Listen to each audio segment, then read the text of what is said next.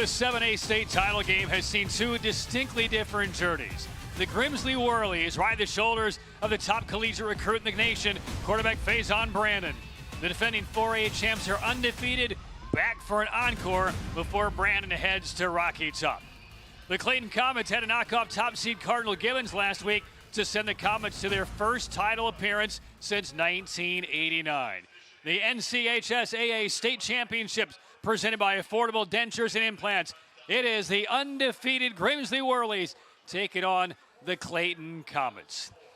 Good evening once again, everybody. Welcome to Kenan Stadium in Chapel Hill. Patrick Keenis alongside former ECU standout Jay Sohnhalter. And Jay, it doesn't get much better than what we're going to see tonight. Two massive college quarterback recruits head-to-head tonight, Clayton and Grimsley. Some of the best players in the country, outstanding programs, and the coaching's at the highest level in this ballgame. We have the main stage, which, Patrick, I think this ballgame is going to go deep into the fourth quarter. I think this could go back and forth, but we really have an opportunity to see stars at this level that are going to have great careers beyond. All right, we're going to take a look at some of those stars. We can't feature them all, but who do you like, Jay? Well, starting with Clayton, they've got an outstanding quarterback in Aiden Smalls. He's going to NC State. He's a dual-threat quarterback, 21 touchdowns on the season. His main strength is his legs using the zone read and getting out on the edge. And over on the defensive side, they've got a force in Keyshawn Stansel. He's going to Miami, and he's going to face double teams tonight. Grimsley has to find a way to slow him down. He can get back in the backfield. He can stop and run support, and he's one of those guys that can change the complexion of a game. Over on the other side for Grimsley, Faison Brandon, the #1 quarterback in the country. He can hit you with a deep ball. He's efficient. He's a leader. He does it all for his team, and this program has relied on his strength throughout his career. And protecting him up front, Nick Cachabera is committed to Appalachian State. His task is slowing down this pass rush and Stansel for the Clayton defense tonight. He's been outstanding this season, and he's one of the leaders up front for Grimsley. All right, the Whirlies 14-0. The Comets come in the 3 seed in the East, 12-2. Let's talk keys to the game. Ingles food for thought. Low prices, love the savings. For Clayton, it's time for the stars to shine. They've got outstanding players. They need them to be at their best, and it's slowing down Faison. The defense, that's the challenge. They've got to find a way to get him off rhythm. For the Whirlies, stay ahead of the chains, be consistent. Coach Darryl Brown has an offense that has excelled throughout the year because they have positive plays on first down and then limit the explosives. They cannot allow Smalls to get running to the outside. They want to keep him inside the tackle box. A lot of big names you'll see coming up the next several years on Saturdays and even down the road on Sundays. Third member of our broadcast crew to give you more of the storylines down in the field, Madison Little. Thanks, guys. Grimsley, they have an opportunity to go back-to-back after winning the 4A state championship here in Kenan Stadium last season, and head coach Darryl Brown says that's going to be an advantage for his team. He said a lot of these guys have been here. They know what it takes, and that leadership is going to be huge. And the Clayton Comets, well, they've acknowledged the task they have at hand. Head coach Scott Chadwick called Grimsley the standard of high school football in North Carolina, and I asked him what the mindset was going into a game against a team like the Whirlies, and he said, well, we ended a team 61-game win streak with our win against Cleveland. We took down a powerhouse in Cardinal Gibbons at Cardinal Gibbons to get here. What's one more? We'll be right back here for the NCHSAA 7A Football State Championship when we come back right after this. Storms can come up fast, and your roof is your home's first line of defense. Tip Top Roofing is fully licensed, insured, and trusted by homeowners, HOAs, and real estate professionals. From the smallest repairs to the largest residential replacements, we handle it all, including gutters and siding. As a CertainTeed Select Shingle Master, we offer up to 25 years of workmanship coverage and a lifetime materials warranty. Ask about our senior and veteran discounts and schedule your free inspection today at tiptoproofing.net. I am so Why can no one help you? Waiting is work. Healthcare is broken. At Blue Cross and Blue Shield of North Carolina, we get it. Really? Really. That's why we're making healthcare better for all. Starting with you. Yes, you, Daryl. We're making plans easier to navigate by putting your benefits, prescriptions, and details all in one place. Convinced? No, but it's a start. We'll take it. Blue Cross North Carolina. Making healthcare better for all. Starting with you.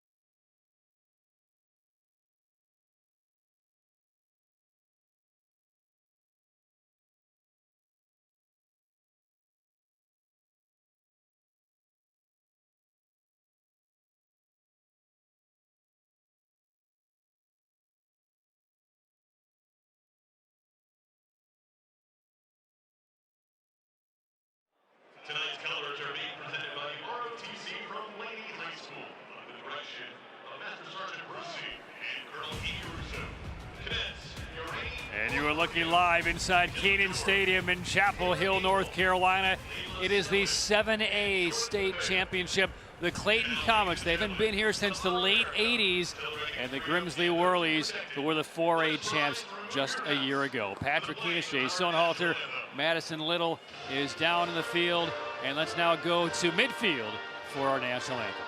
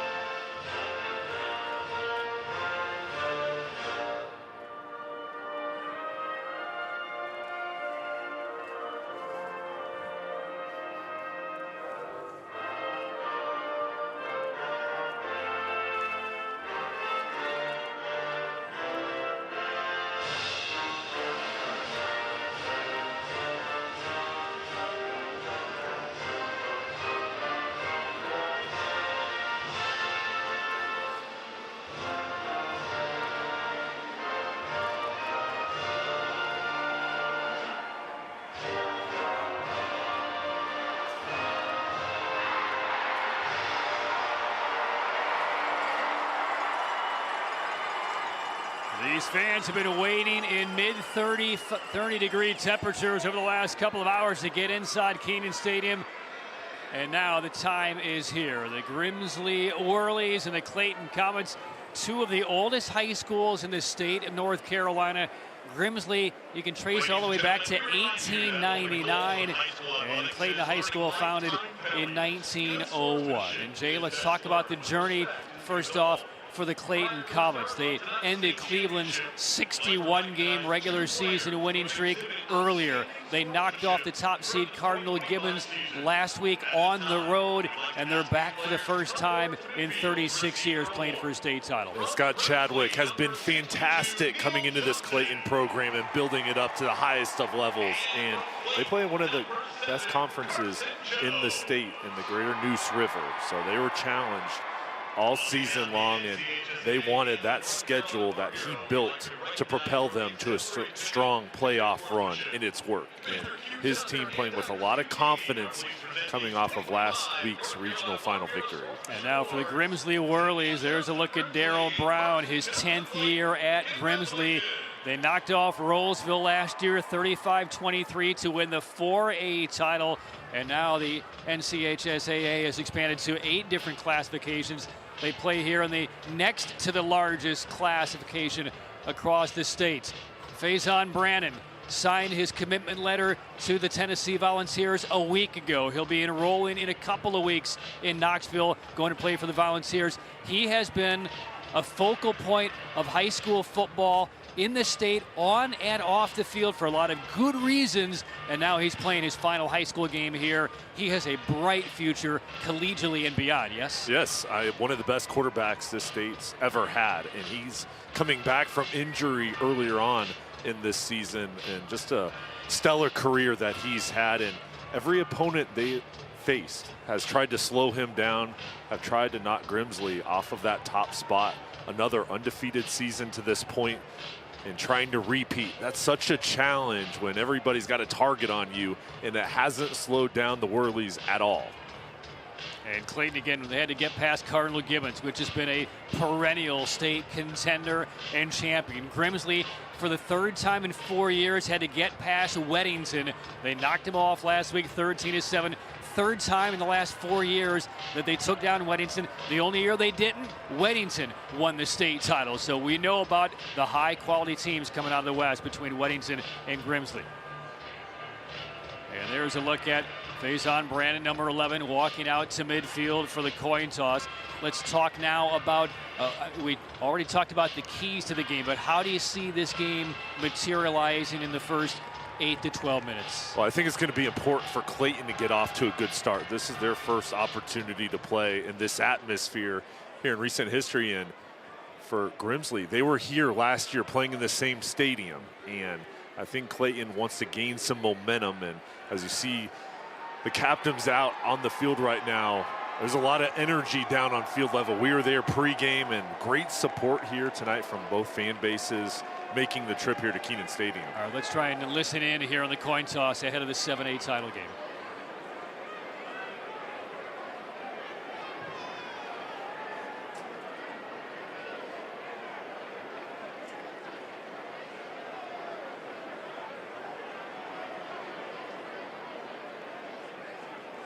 And an early mic malfunction.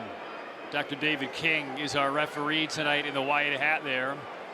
Now, we've seen Clayton play a lot in the regular season the last few years.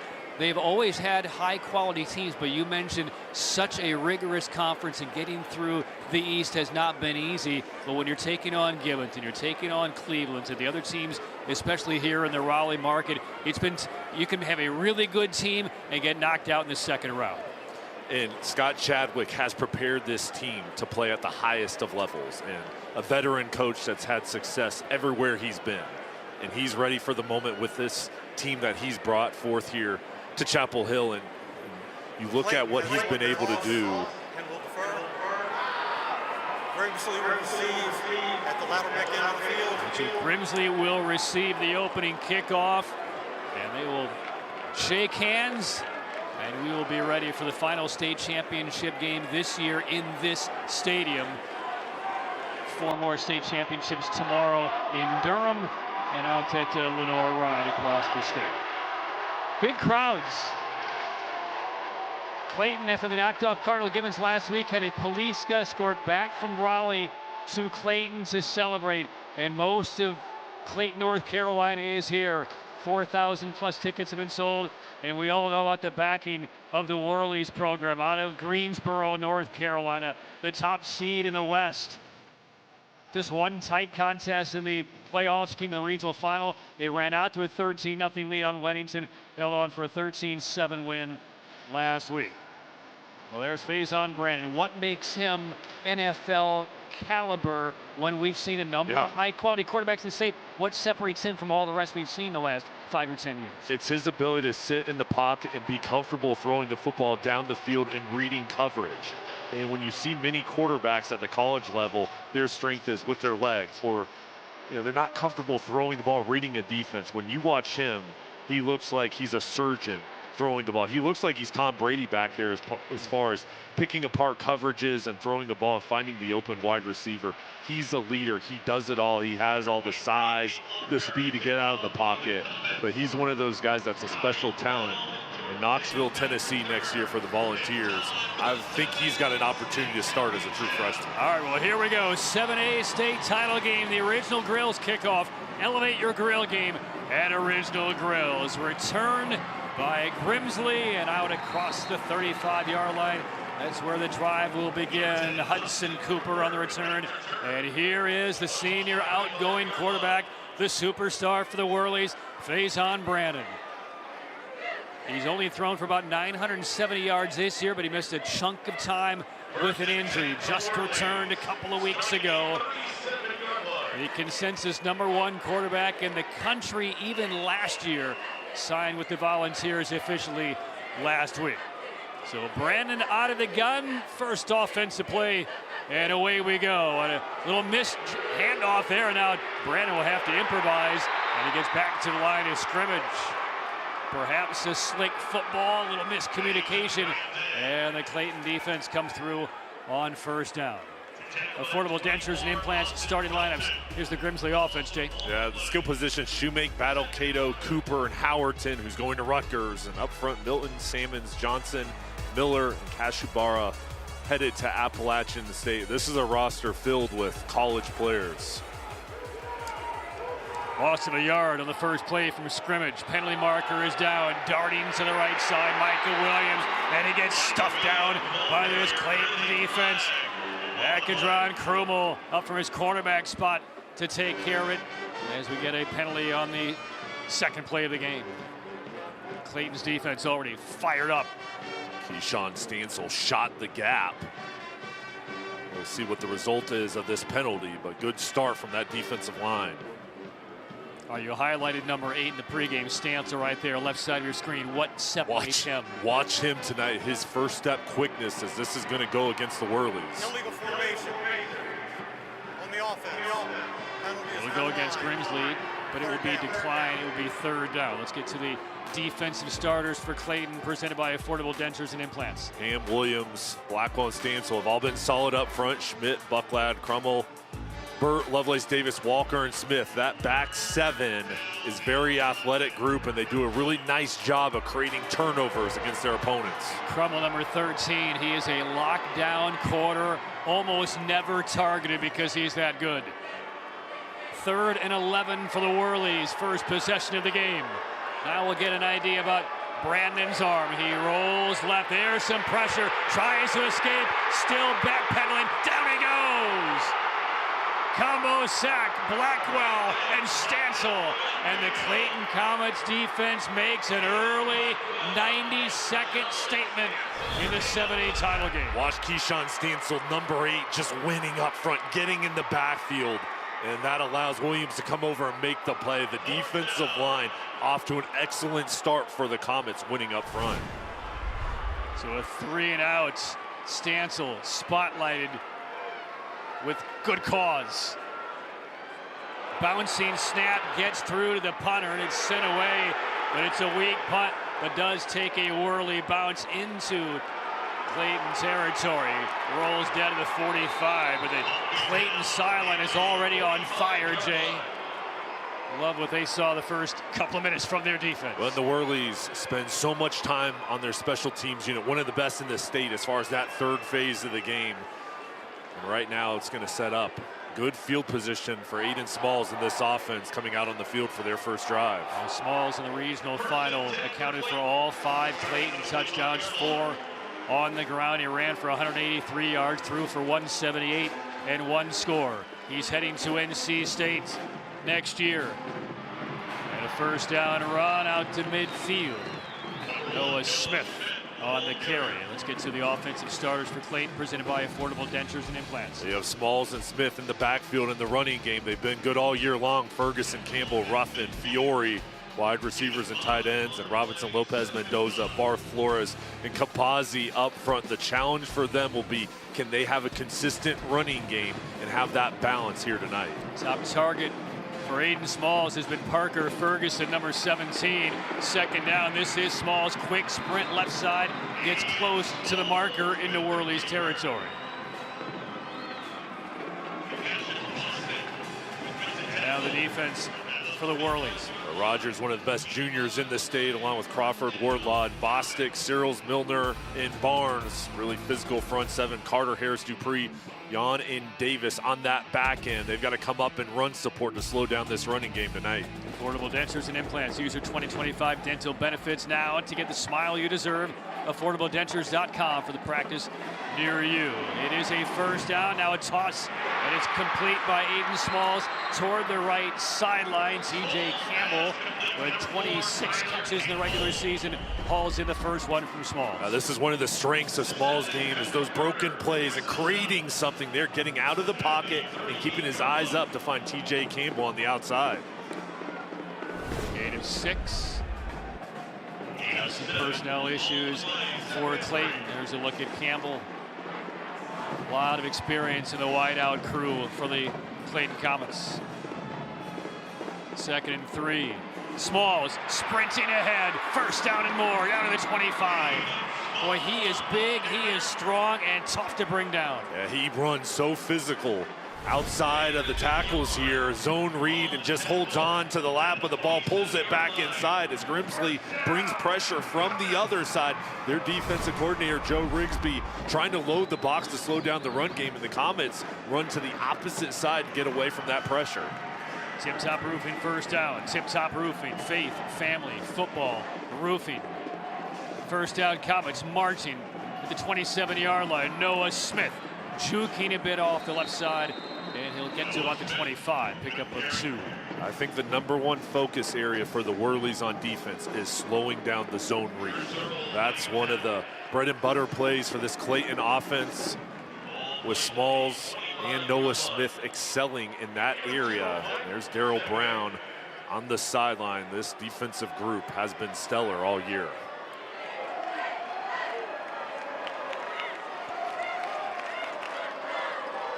Comets trying to make an early statement. Oh, poor snap, just rolled through the grass precariously.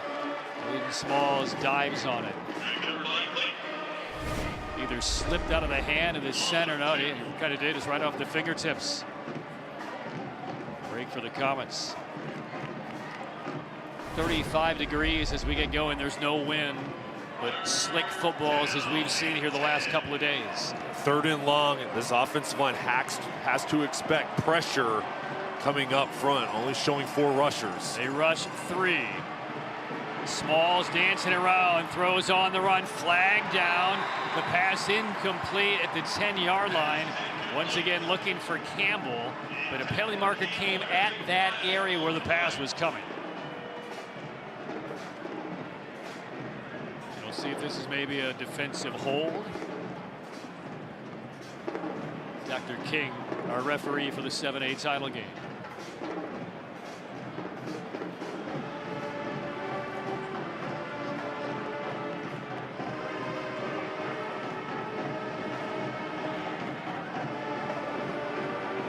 Pass interference. Foul by the defense. First down. It's defensive pass interference on the defending champs.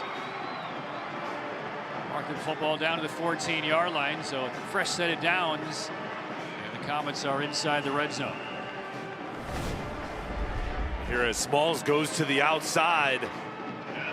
This is just one-on-one matchup, and you see it shove that left arm getting to the shoulder of Campbell. That's where the penalty was thrown. They saw that shoulder get pulled back. So Patrick Carter, first down run. Not a lot here. Terrace Hobbs. Hobbs maybe 1. So the Comets inside the Air Experts Heating and Cooling red zone. Schedule your tune-up today. airexperts.com. Scott Chadwick calling in the plays. He runs the offense for the Comets. Challenge is trying to keep this defense off balance. Instead of plays to the perimeter, attacking down the middle of the field in between the safeties of this cover 2 defense. Noah Smith in the backfield. Smalls calls his number, sprinting ahead inside the 5, driving, spinning, and scoring for the Comets. A resolute touchdown run by Aiden Smalls, and what a start for the Clayton Comets.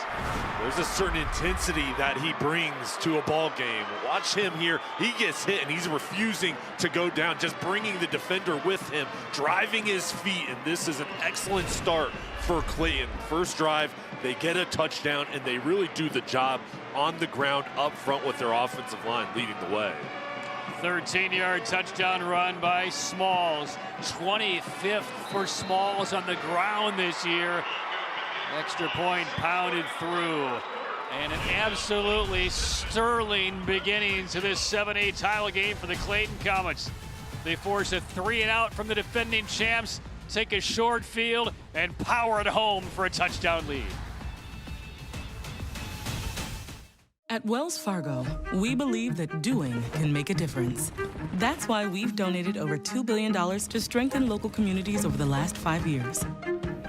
From over $745 million to help address housing access and affordability, to roughly $420 million to help small business owners through nonprofits, to over $55 million to support scholarships and programming for students.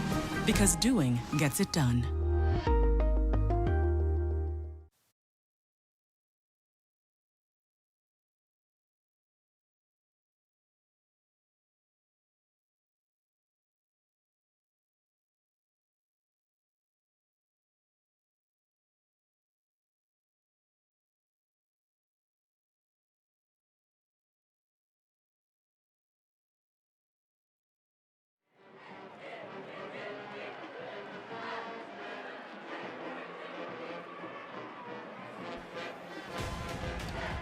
There's a look at Aiden Smalls. Next year, bundled up on a mid-30-degree evening in Chapel Hill. Again, that right index finger taped up after a 13-yard touchdown run. Perfect start for the Comets, defensively, special teams, and on offense. Scott Chadwick down on the sideline has to be pleased with the effort and intensity that his team has shown here. And that defense coming out here for the second drive. I was impressed with the get off from the front four and what Keyshawn Steensel was able to do. And a short kick by the Comets, returnable. Oh, dangerous moment here.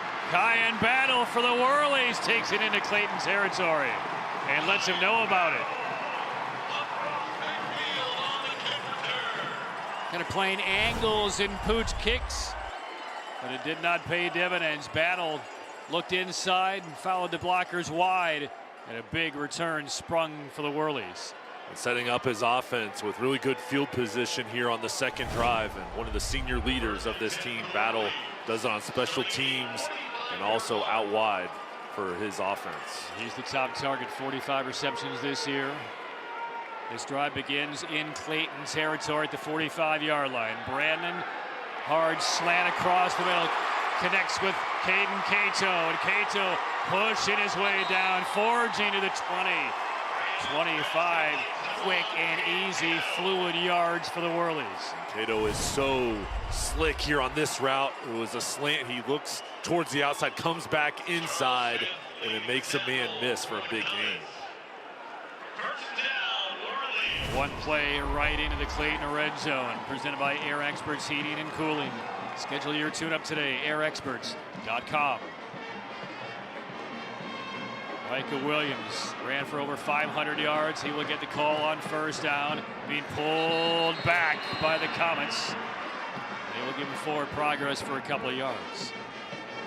And the challenge for this offensive line is, can we establish the ground game and get to the second level going against this front seven? And right here, the win is for the Comets. There's nowhere to go. Good job filling things up, and multiple hats coming over to make the play.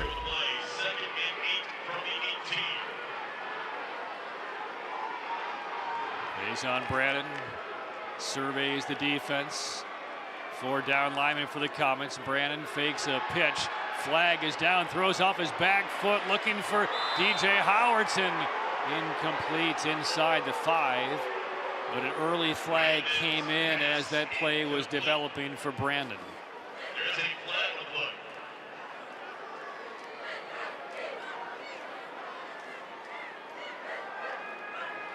The Comets doing well to get early pressure on Faison Brandon. They cannot allow him to have a clean pocket in 5 or 6 seconds to survey the field. He's too good with his vision.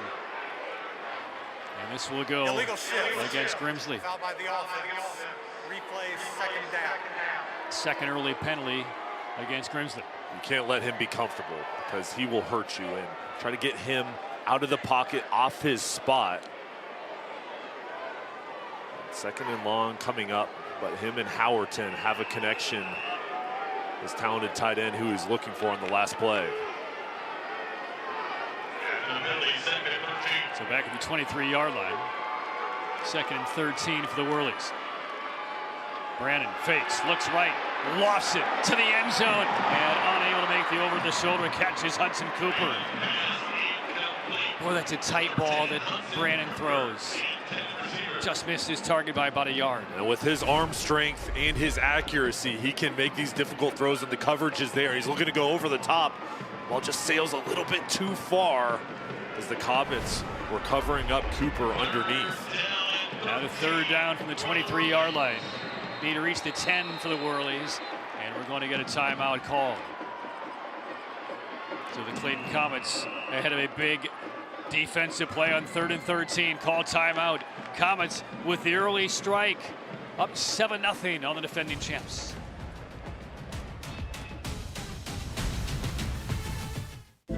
Belief isn't just a feeling, it's a force. A force that turns underdogs into champions, struggle into strength, and concepts into companies. A Legacy and Wake Forest University are proud to partner because we share a truth that belief in people yields the highest returns. Together, we're investing in every dream, every goal, every tomorrow. This is our home. Let's believe.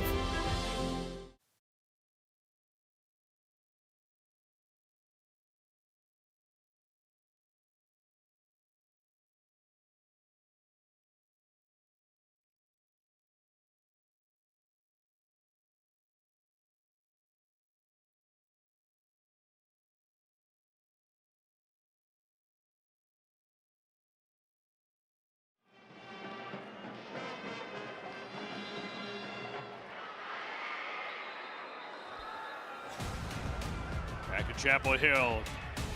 5 minutes, 13 seconds left in the opening quarter of the 7A State Football Championship. Clayton, which has not played for a title since 1989 when they shut out Monroe, taking on the defending 4A champion Grimsley Whirlies. But no intimidation, no wilting early by the Comets. A 3-and-out, a score offensively, and now they're forcing the Whirlies to a 3rd and 13 from the 23-yard line. Faison Brandon looks over the Clayton defense. They rush 3. They're on the ground on 3rd and 13. Tripped up and dropped. Only a couple of yard pickup on the defensive stop. Jordan Ham got an arm around the ankle, and it's 4th down. Ham over on the edge here just gets off the block, makes a miss, and then excellent job going towards the feet to force the 4th down. Grimsley's offense will stay out on the field. Well, if you're running on 3rd and 13, you're keeping Faison Brandon and your offense on the field no matter what happens. 4th down, they need 10. Brandon runs right with time. What is he going to do now? He's in trouble. Brandon goes down. And the Clayton Comets have sunk the Whirly offense 2 straight possessions and get the football back. And the coverage was there as Brandon was rolling out. He kept his eyes down the field, trying to give his wide receivers a chance.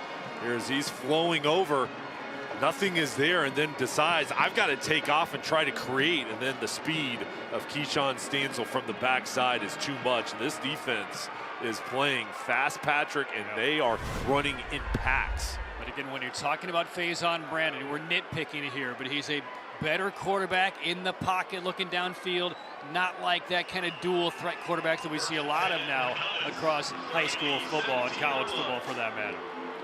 Comets take over at their own 16-yard line, still up by a touchdown. And Aiden Smalls pulls it out of there, finds some room up the left side. Smalls sprints it ahead, big play out to the 35. The Grimsley defense cannot allow Smalls to get to the outside. You've got to keep him inside and set the edge. And here he holds on to that ball, then cuts it back, and there's no help defender on the backside, and easily gets a 1st down.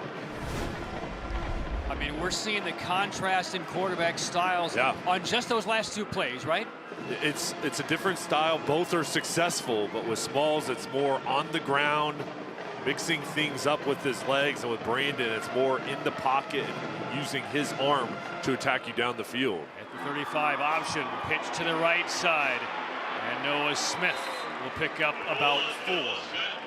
Drew Searles from his linebacker position with the tackle. And Clayton's offense is at its best when their ground game is going, but it's not just Smalls. And Noah Smith needs to have a big game tonight. He's had a great year, and he's off to a nice start here.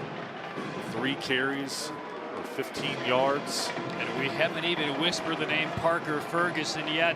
Top target, the wideout bottom of your screen for the Clayton Comets. He will get in the mix at some point soon. Smalls goes opposite of him, a little bit off balance, and a mistimed lead by D'Angelo Ruffin. Fortunately for the Comets, that sailed over everybody's head.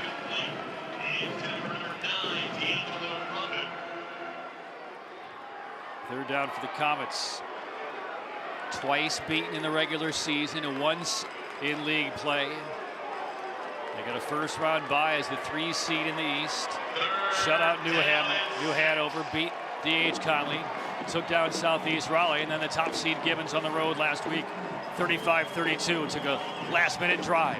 Fake by Smalls, improvising, sidestepping, spinning over the 45-yard line. He's close to the 1st down. He's going to get it.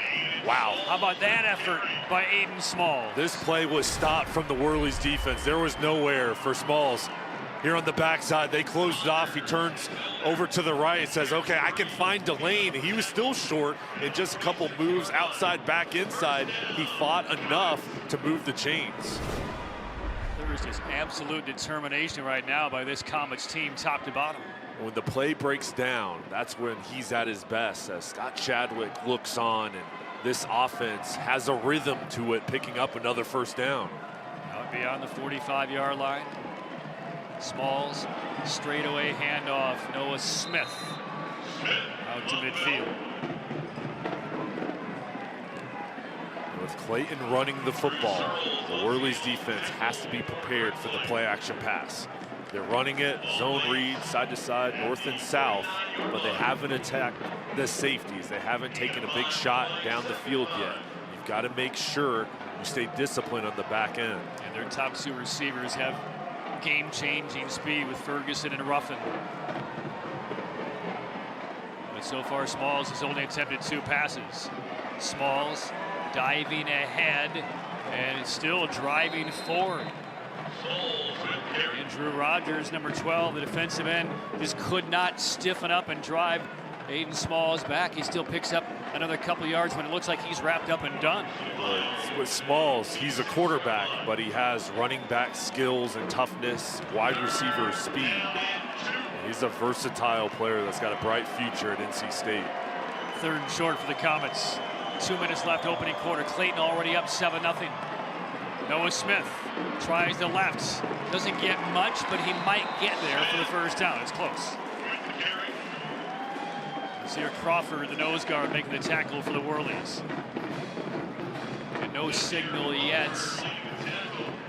And they will mark him a tad short. It will be 4th down. Crawford, the talented junior, 6'1", 290. Making a strong tackle to force this 4th down. And you know the Clayton offense and Scott Chadwick are going to be aggressive here. Keep the offense out on the field. Whirlies a bit on their heels, looking for a big play here. 4th and less than a yard for the Comets. Smalls under center, moving left, takes a hit, spins forward, and I think he's barely got enough. He took a hard hit, upper body near the shoulder, spun around like a top, and with forward progress, just has enough. He was stopped again. Look at this big hit, and he spun as the momentum was coming, spun around to allow that to propel him forward, and he falls forward again. It's frustrating as a defense when you have it stopped, and the guy just makes a play. We've just seen some absolute conviction by Aiden Smalls in this opening quarter for Clayton. They untangle the chains. It is a first down at the 44-yard line. For Clayton, winning the time of possession and keeping the Grimsley offense over on the sideline is key here when you're picking up these first downs. Smalls will keep it. He wants to throw. Haven't seen much of this yet. To the sideline, finds his target, TJ Campbell. Campbell pulls defenders inside the 20. That's 25 yards on that hookup. When Smalls gets out of the pocket, you have to respect his ability to take off. Keeps his eyes up. And then there, Campbell just kind of hides behind the defense, and the linebackers are coming up to potentially maybe stop the run. He falls behind them. An excellent throw on the run. Accurate. Now this offense is attacking through the air. And a timeout taken by the Whirlies. Jay, this kind of feels to me like a standing 8 count in a boxing ring right now for the Whirlies. They've taken a couple of maybe unexpected shots from Clayton in this first quarter. And make no mistake, Clayton has dominated the opening 12 minutes. I think good timeout by Darryl Brown, outstanding coach who has faced so many good offenses throughout the year, and his defense has had success with all of them. But right now, they're having some issues with Smalls, his running ability, and they're through the air starting to open things up. He wants to make sure everybody is on the same page and they make some adjustments, and they're in the Clayton huddle. Scott Chadwick is calling a great game so far. They're looking on his play sheet. Everything has worked to this point. All right, let's go downstairs to Madison. Well, guys, down here on this Grimsley sideline, well, the teams are in a huddle, but Nick Kashubara called a huddle of his own with the players that are manning the sideline. He said, you guys need to play your role. You need to get your teammates up. Even if you're not on the field, you play your role trying to hype up this sideline, guys. And there's the big number 72. I mean, you can sense down on that field who's winning the battles right now, and it's not the team wearing the G on the helmet at this stage. And it's your captain, your leader, trying to fire everybody up because hey, this game goes by fast. This is the final ball game, and Kashubara that's going to Appalachian State, and Darryl Brown talked with us this week about the intensity that he plays with and how his team follows his lead. And you see that leadership down there, getting everybody involved. Right, Clayton First and 10 from the Whirlies 19-yard line. Smalls will hold, spin forward, tackled a bit more assuredly that time by Grimsley. Smalls still falls forward for about 2.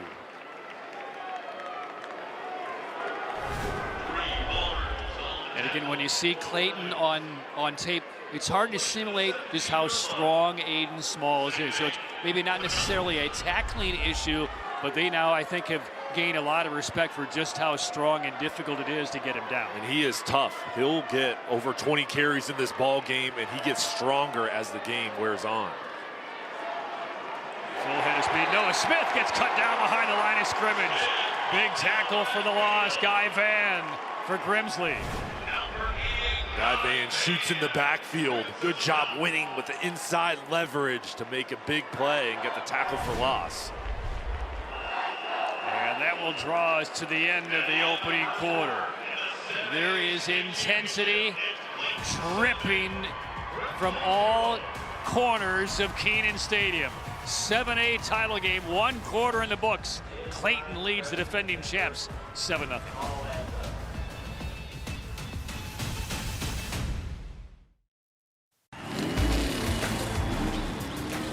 Robert, go for more. Hey! Hurt the car wreck? Don't go up against the insurance company alone. Let the heavy hitters do it for you. Call 800-LAW-0804 and we'll go after all the money they should be paying you. Stay out of the courtroom and get into the end zone. Call the heavy hitters. We're attorneys Tatum and Atkinson. Call the heavy hitters. They'll work to get you more. 1-800-LAW-0804. Have you been quoted for trench drain system to fix water intrusion? Before you compromise your foundation, talk to Foundation Solutions. We provide a more efficient, more cost-effective way to keep your basement dry. With 30 years of experience in Western North Carolina, we bring guaranteed work, financing options, and real peace of mind. Visit foundationswnc.com or call 828-768-2208.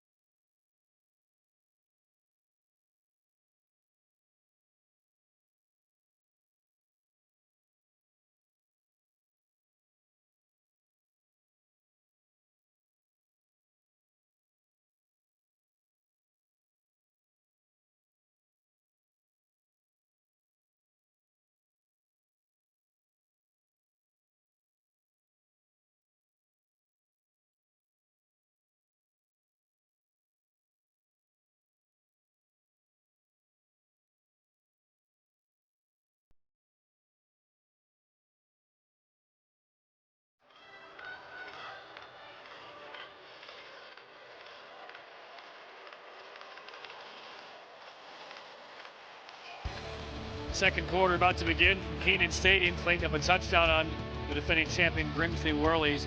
Those first half numbers. And Aiden Small is responsible for 90 of those 105 yards for Clayton. And the big key there is those rushing yards has enabled Clayton to control the time of possession and keep Grimsley's offense over on the sideline. Second quarter begins, 3rd and 10 for the Comets at the 19-yard line. Aiden Small throws on the run and completes right in the goal line. Threw it low and behind Austin Dalton, the intended receiver.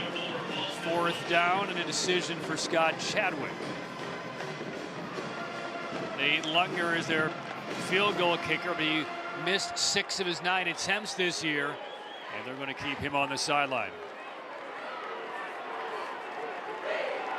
So they will bypass the 36-yard field goal attempts and keep Aiden Smalls and the Comet offense on the field. 4th and 10.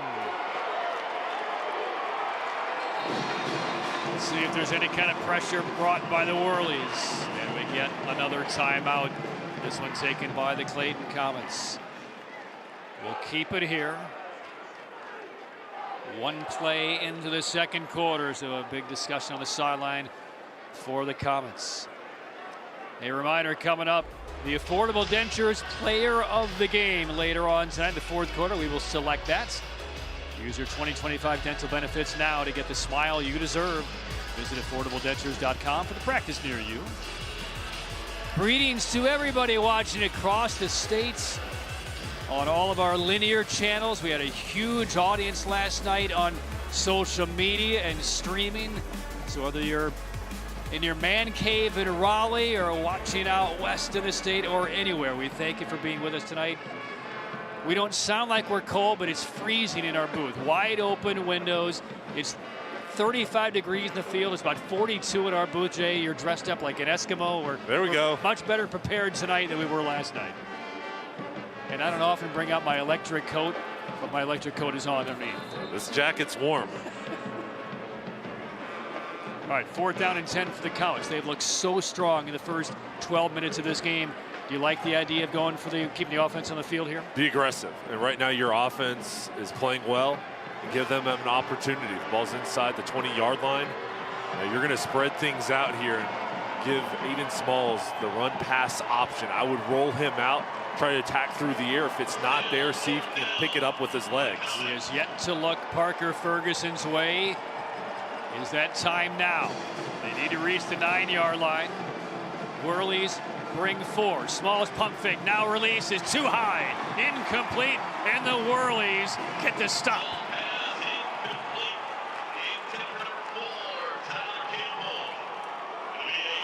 This defense standing strong. Patrick Carter, number 7, in coverage. One-on-one to the outside. Aiden Smalls looking that way the whole time. The ball just sails.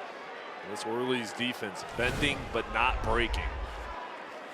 And that's the first real kind of positive series we've seen from the Whirlies so far in this title game. So we get our third look at Faison Brandon, who is just 1 of 2 for 25 yards in the first quarter. But he is a threat anytime the ball is in his hands. On the ground on 1st down and submarine to about the 24-yard line, Jordan Davis. As good as Brandon is, they've got to get the ground game going. Give their defense an opportunity to rest over on the sideline and set up the ground attack with their offensive line and try to give Brandon an opportunity to read this defense and get into a flow with his play-action game. Cleveland has run, or probably Clayton has run 21 plays to Grimsley's 9 at this stage of the game.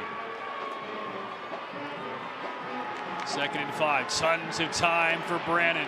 He'll improvise, and I believe he tripped himself and fell down right past the 20-yard line. There was a little seam there for him. It was available. And now 3rd down. Yeah, there was an opportunity to get a gain here in the secondary. Really good in coverage. There was nowhere to go. Starts off on the left side, then comes back right. Oh, he caught his own offensive lineman's foot right there. Stansel was trying to track him down and sets up a 3rd and long. Kashabara, the right tackle. Again, jab with the foot. The Faison Brandon. 3rd down and 7. Only 1 1st down so far by the Whirlies. To the right side, and a good job to the sideline. Good solid hands by Caden Cato. 1st down Whirlies. Cato signed with Charlotte. And this route, as he goes to the outside, is perfection. Comes back to the ball, 2 feet in bounds. Possession. It's a professional route from the senior. I mean, just watching the ball come out of Faison Brandon's smooth. hands, it's smooth, it's powerful, but it's easy coming out of his hand. Well, that ball has some tight spin and power behind it. Jet sweep, Battle. Can he get the edge? He does a bit, and Battle into Comets territory. And now we're beginning to see the playbook open up a little bit for the Whirlies. Going side to side, and this run was created from the blocking outside from Cato. You have to have wide receivers that are physical. There's Cato holding off on the outside, allowing Battle an extra gain there as he goes down the sideline. And they marked him back a couple of yards back in the 46 of Grimsley. Stepped out before he fully made that corner turn. Tatum and Atkinson 1st down. Tatum and Atkinson, the heavy hitters. Brandon with some time, backside pressure coming, lofts it, has a man, Cato dropped it at the 15-yard line. Oh goodness. A tap of the chest. He would like a mulligan. perfectly thrown ball to a wide open Cato. The pressure almost got to Brandon. Gets it off in time, and this was a touchdown. One they always connect on. Just didn't work out there, but watch them, Patrick. When you have a play that doesn't work out, they may not do it now, but watch them to go back to that and give Cato another opportunity. He's dying to have that play called again at some point later tonight. 2nd and 10. And we'll get a timeout taken by Grimsley at the 10:18 mark of the 2nd quarter. A touchdown reception just dropped by the defending champs. Clayton still on top early 2nd quarter. Comets up 7-0. Life can be tough. The daily grind, the pressures, the uncertainties, it all adds up. Let's be open and honest about our mental health. Let's support each other when we're hurting, because it's okay not to be okay. Tonight's high-end zone views of the game are compliments of First Source Equipment Rentals and Sales in Mebane and Burlington. First Source Rentals, reliable, safe equipment rentals in Alamance County.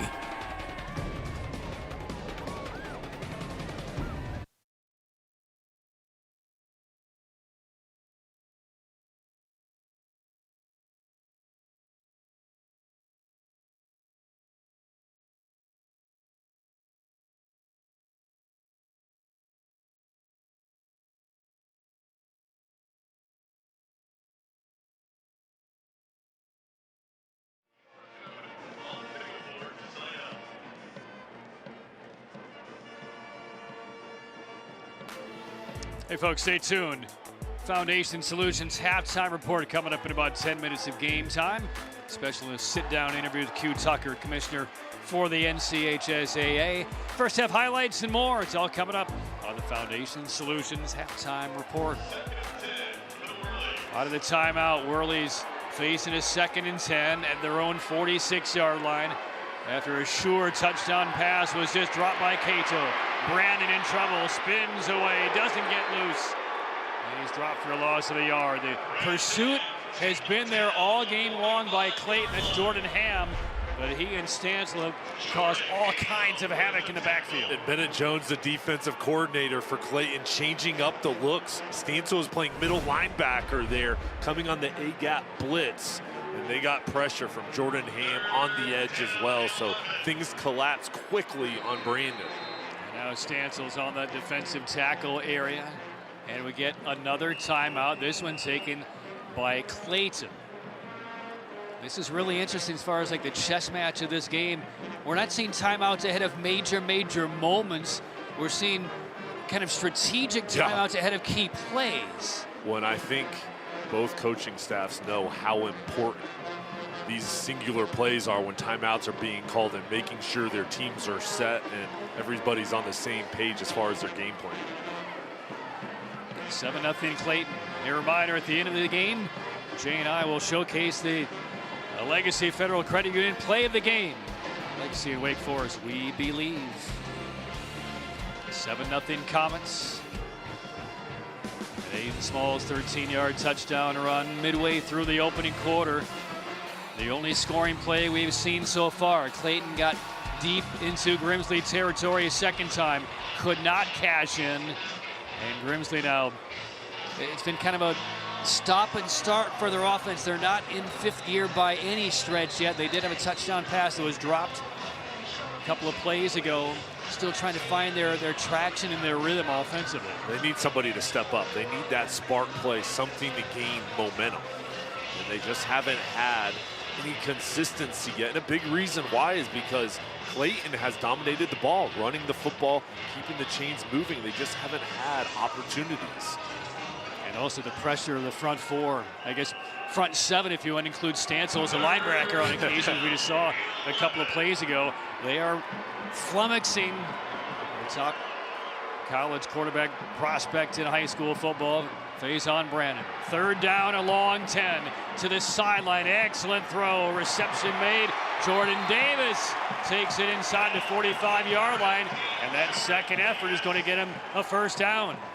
This is excellent work from Davis. Initially, he didn't get this, as Brandon looks left, comes back right. He's short, and then a missed tackle, and then turn it upfield quickly. Allows him to get that first down, keep the chains moving. Into the 44-yard line, first down at Whirlies.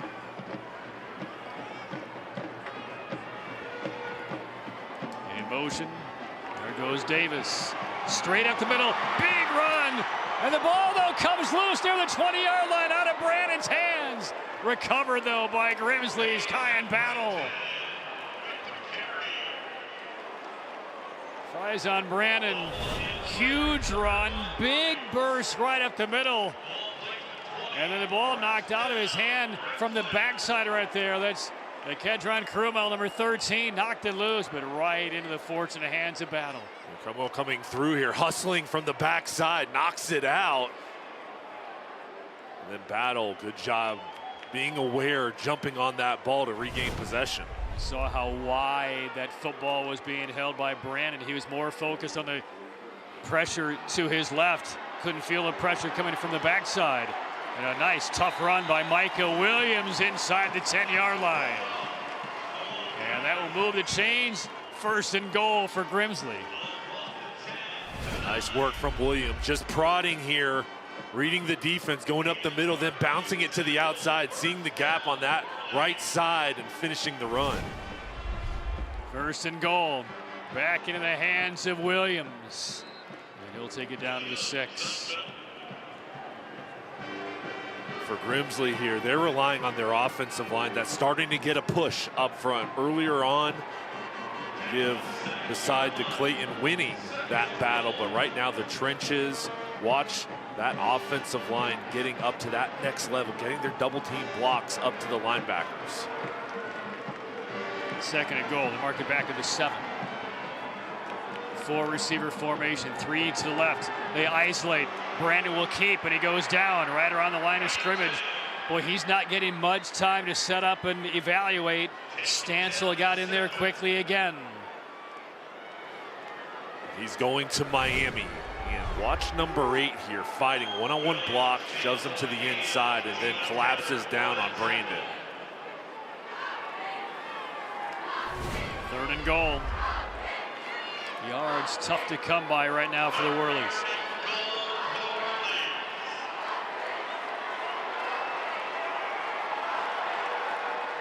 Slot left and right on third and goal. Brandon across the middle. Catch is made and then tackled into the end zone by Daniel Lovelace Davis. Touchdown Hudson Cooper and Grimsley.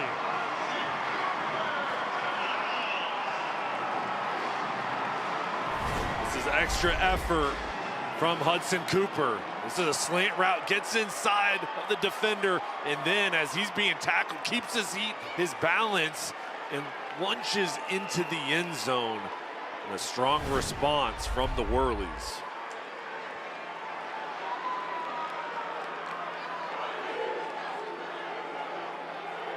Tenth touchdown reception for Cooper. He will hold on the extra points. And Chase Huamato will knock it through. 7-7. 7:20 remaining first half. The Whirlies have awoken and have drawn level in Chapel Hill.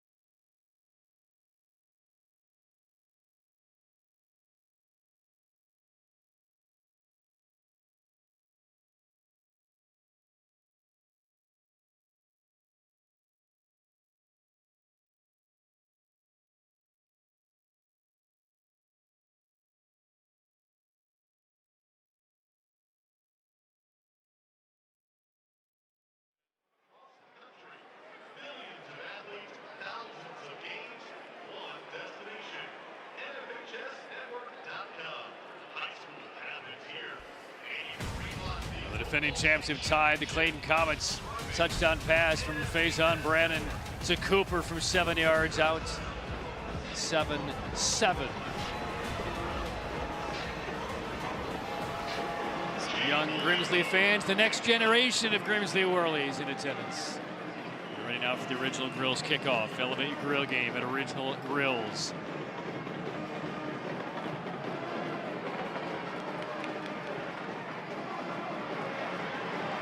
Center return for Clayton. Drive will begin around the 25-yard line. Well, the Whirlies thought it was going to be to their advantage, the fact that they won a championship last year on this field. Took them a little bit of a while to kind of find a little bit of rhythm. They seem to have found it now. There's the scoring drive, 81 yards, 12 plays. I think you could see the experience of being in this title game last year show on that drive. They were down 7-0, things weren't working, and they picked up a couple key third down conversions to maintain that drive, and then a couple big plays on the ground from Brandon, and then Cooper there getting in the end zone. We did see some similarities for the Whirlies in that last drive to what we've seen from Clayton so far, as Smalls will take it past the 30 for another strong run. And what I mean by that is a lot of extra effort, second effort, yards after hits that we saw from Clayton in the first quarter. We saw that from the Whirlies offense in that last drive. Smalls now 70 yards thus far in this ball game on the ground. So he's having success with the zone reads. When Scott Chadwick is calling his number, he's finding opportunities on the ground against this front seven. Pickup of 7 on that first down carry. Smalls will give it off this time to the left and bottled up quickly and driven back. And now we're starting to see the defense for the Whirlies going to stand tough as they snuff out Terrace Hobbs. Drew Searles, the senior linebacker, one of the leaders, comes up here to make the play along with Van, and this defense now getting better push, staying in position. There was nowhere to go. Tell you what, Kashabara is still at it, exhorting his teammates onto the sideline right now, even after that offensive score. 3rd and 5.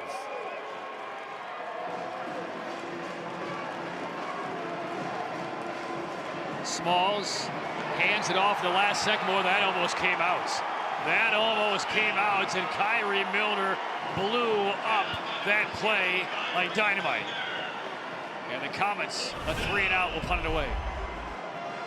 This ball is over on the side, and Milner right in that A gap close things up, and this defense now starting to gain more confidence stopping the run. Boy, were the Comets lucky right there. That ball was pinned on the back of the hip of Noah Smith on that exchange. Lunger will punt it away. Clean snap. Gets it away. And this will take a couple of hops and pick up another 9 or 10 yards for the Clayton Comets down to the 26. 5:03 remaining first half, 7-7. So Faison Brannon back on the field. Another thing that really kind of caught my eye, impressed by Grimsley in that last drive. Remember earlier in that touchdown drive was the drop touchdown pass by Cato. It did not affect the psyche of the Whirlies at all. They could have cashed in that drive and said that was our shot. But no. Converted a couple of third downs, punched it in anyway. Well, it starts at the top with Darryl Brown and that consistent mentality. Too high, not too low, and his team displays that thought process. All right, drive begins. Brannon looking around, now has to improvise a little bit. He'll chuck it into the sideline, incomplete. And they're looking to go deep down the field to Kyan Battle, and the coverage was there along with the pass rush to force Brandon out of the pocket. Tell you what, credit again to the pressure off of the defensive front four for the Clayton Comets. They are not allowing Brannon to settle in, take his time, step into some throws, and develop some momentum as the quarterback for this Whirlies team. They are making things very tough and slick for him. Second down, quick pass. Threaded it through to Cooper. He's over the 30 to 32 before he's brought down by Amari Gibbons. Jesse Tripp, the offensive coordinator, will use Hudson Cooper in different spots, out wide in the slot there on the quick slant, trying to get this Clayton defense with their blitzing pressure off balance, trying to get one behind that first line of defense. 3rd and 4 for the Whirlies. 3 of 5 on 3rd down so far. Clock approaching 4:20 for the half. Brandon, backside pressure, lofts it for Cooper. Can't make the over-the-shoulder catch. He's pleading for a flag, and it does come in.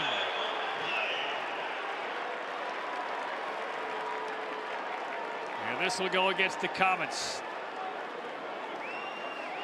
Malachi Birds on the coverage.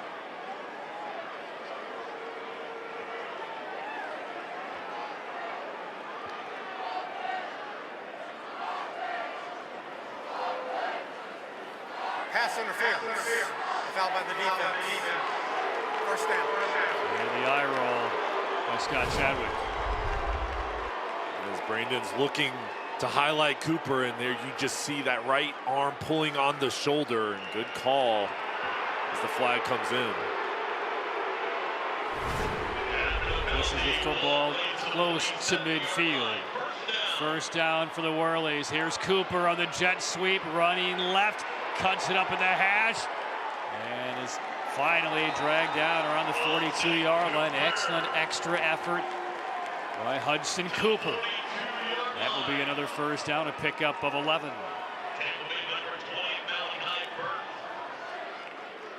Now we've seen a couple of jet sweeps here in this second quarter for Grimsley. We've seen a lot of Micah Williams in the backfield as we see Cato come off the field hobbling on that right leg. We just got word that the Whirlies are going to be without Ty Shoemake, their top running back this year, over 1,000 yards. He's out in concussion protocol.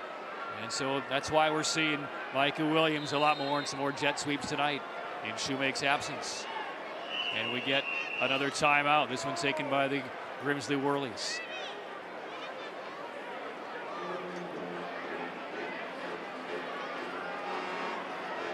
.336 left first half. All right, let's go downstairs to Madison, who has an update on Caden Cato. Well, guys, he did miss a couple games due to an ankle injury, but we were told earlier this week that he is as close to 100% as he could be. But at this point in the season, like we all know, nobody is fully at 100. So playing through that, something to watch out for, something he's been dealing with. I mean, even Jay Sonhalter is not at 100%. 99%. See Scott Chadwick lobbying the officials during this timeout. A reminder, halftime show is on the way, presented by Foundation Solutions. We'll hear from Q Tucker, the commissioner of the NCHSAA. Highlights from this first half and more. That's the Foundation Solutions halftime report coming up in a couple of minutes. 34 degrees in Chapel Hill.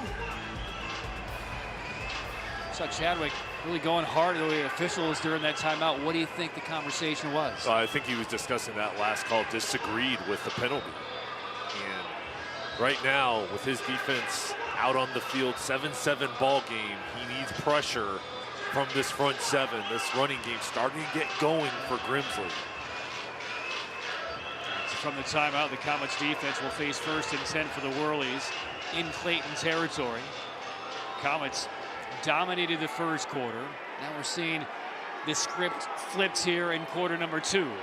Brandon, play fake, steps back, launches deep over the middle for Cooper, in and out of his hands, incomplete.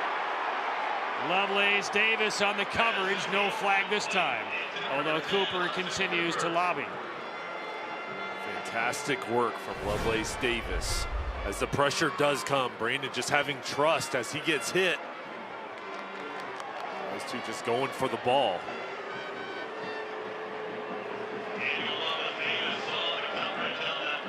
And lead by Cooper, a little mistimed as well. I mean, it looks like he thought that football was getting to him faster than it did. 2nd and 10. For Grimsley, I think they need to get DJ Howerton, their Rutgers signee, involved in the game plan. Here goes Brandon. We don't see a lot of this very often, but he dives ahead on a keeper to the 25-yard line. 17 for Brandon. He's 6'4", 210 pounds, and he's got size, but you see the quick feet and the ability to get in between the tackles and go north and south and run over a defender. And we have a Comet down, and is that Stansel who's down at the 35-yard line? No, it is Charles Smith. Well, there's a second Comet down at the 35-yard line. That's the one I thought was Stansel. I think it may be. That's Smith right there, number 10. There's a second Comet player down, face down at the 35-yard line right there. And yeah, that is Stansel.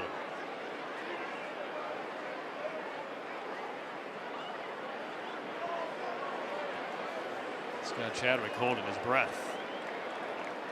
We cannot afford to lose Stansel. Smith is up. Good news. Stansel sitting up. And we'll take a look at the hit that took Stansel down. Good to see he's on his feet. Watch the screen. Upper right-hand corner is where you'll see with number 8. Right there. And that's Kashabara. It looks like he fell awkwardly on that shoulder.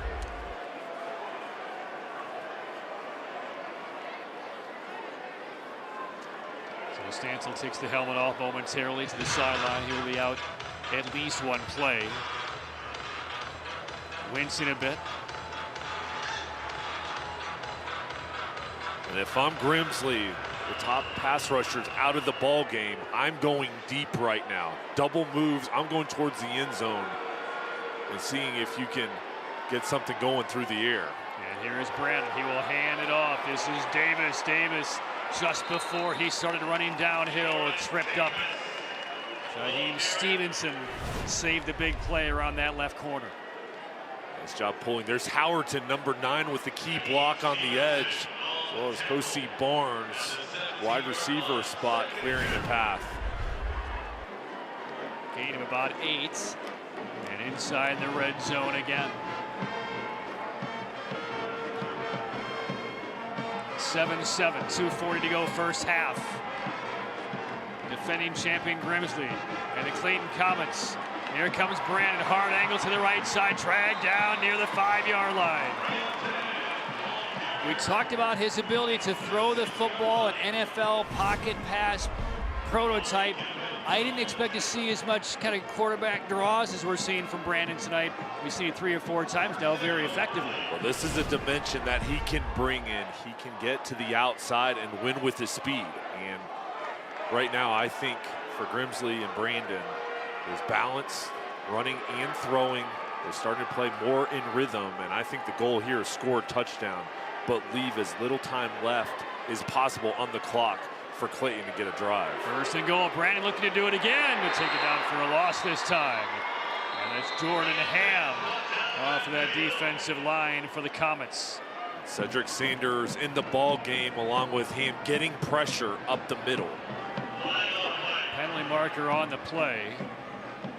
Meanwhile, for the Comets, Stansel has just now returned to the field. He is walking on for this next play. There he is.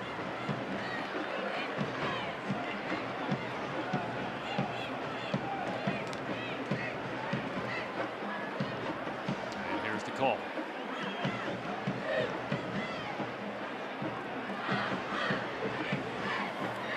Illegal formation. Foul by the offense. Penalty is declined. Second down. Comets decline the penalty. Second and goal.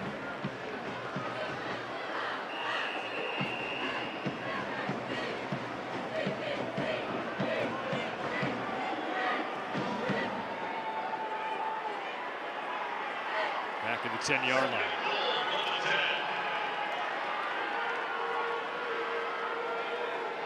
Face on Brandon. A lot of options here. Space to run, certainly space to throw, and one more whistle. And we will get a timeout taken with 1:41 remaining in the first half. But have all timeouts been exhausted here in this first half? The The Comets are walking toward their sideline, and now they're coming back. Did Chris Webber call that timeout, Jay? I didn't see him here before the game. I think he'd stand out on the field if he was there. Maybe. So the teams return, and the clock is wound, so no harm, no foul. I will say this, I'm sure the players are not cold at all down there in the field. The officials must not be either, because they're really taking a long time to adjudicate the penalties, tell us what's happening. Here we go. Brannon through some traffic, navigates, fakes, takes a hit in the shoulder, then gets buried around the 3. Well, there is calm poise about Faison Brannon right here. Did not panic as things got a little testy. There's a calm pace with which he plays, and nice job using the fake to try to get to the inside and spin move, and keeps his balance. This clock going inside of a minute. This is working out perfectly for the Whirlies as far as shortening time here for potential Clayton drive as they try to get into the end zone. 3rd and goal. 45 seconds and counting. Cooper in motion. Brandon calls his name to the goal line, and touchdown, Grimsley.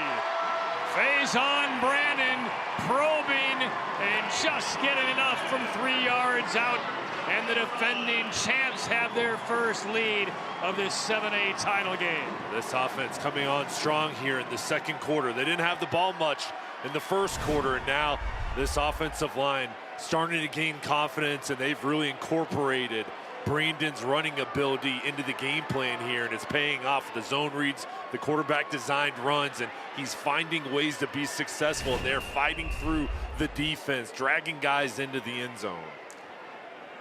And you're used to seeing Brandon beat you with his arm, throwing triple 20s all over the field, double bullseyes, but tonight he's been a bit of a different Faison Brannon, much more with his legs, but equally as effective.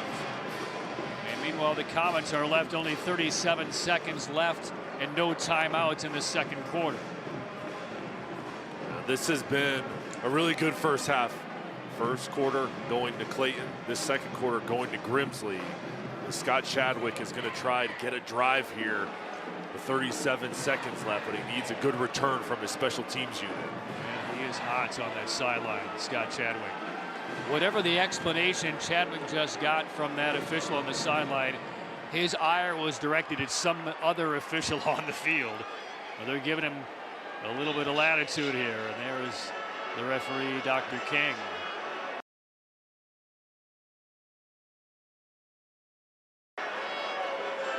Over 210 wins in his career. A winner down on that sideline for Clayton, and trying to get his point across to the officials. But right now in the special teams unit, if I'm Grimsley, I'm squibbing this, not giving the Comets an opportunity for a clean return. Momental will kick it off for Grimsley. Original Grills kickoff. Elevate your grill game at Original Grills. 14-7 Whirlies lead. Momental booms it away. Returnable for the Comets. Can they get a big one right before halftime? It's about the 22-yard line and no more. Returned by D'Angelo Ruffin. So 32 seconds left. No timeouts. And here's the scoring summary of that last drive by the Whirlies. 10 methodical plays, covering 74 yards. Faison Brannon, a touchdown pass, and now a touchdown run. 14-7 Whirlies. And the reason they've had success on both scoring drives has been because they've been able to pick up those 3rd and long conversions. And when it was looking bleak, when they're facing a pass rush, Brandon stayed composed in the pocket, made accurate throws. They continue to move the chains. Jay, how are you treating the final 32 seconds here for the Clayton Comets? I'm going to be careful here, but see if I can break something. Rushing 3. Aiden Smith out past the 30. Kind of stood up and almost surrendered on the play, and now gets thrown back after the whistle. Clayton is looking around for flags, and none is coming out. That's not going to help the mood of Scott Chadwick. And here's Small. Fake to the outside as quarterback draw. We'll see when he gets hit.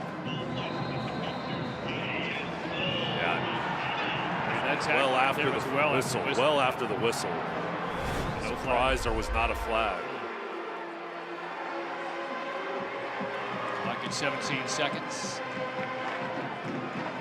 Now restarts.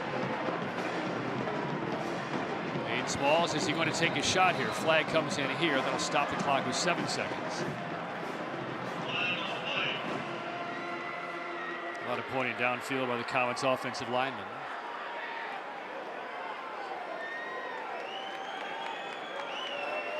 And this will be marched off against Clayton. Before the snap. False start. A foul by the offense. Replay, first down.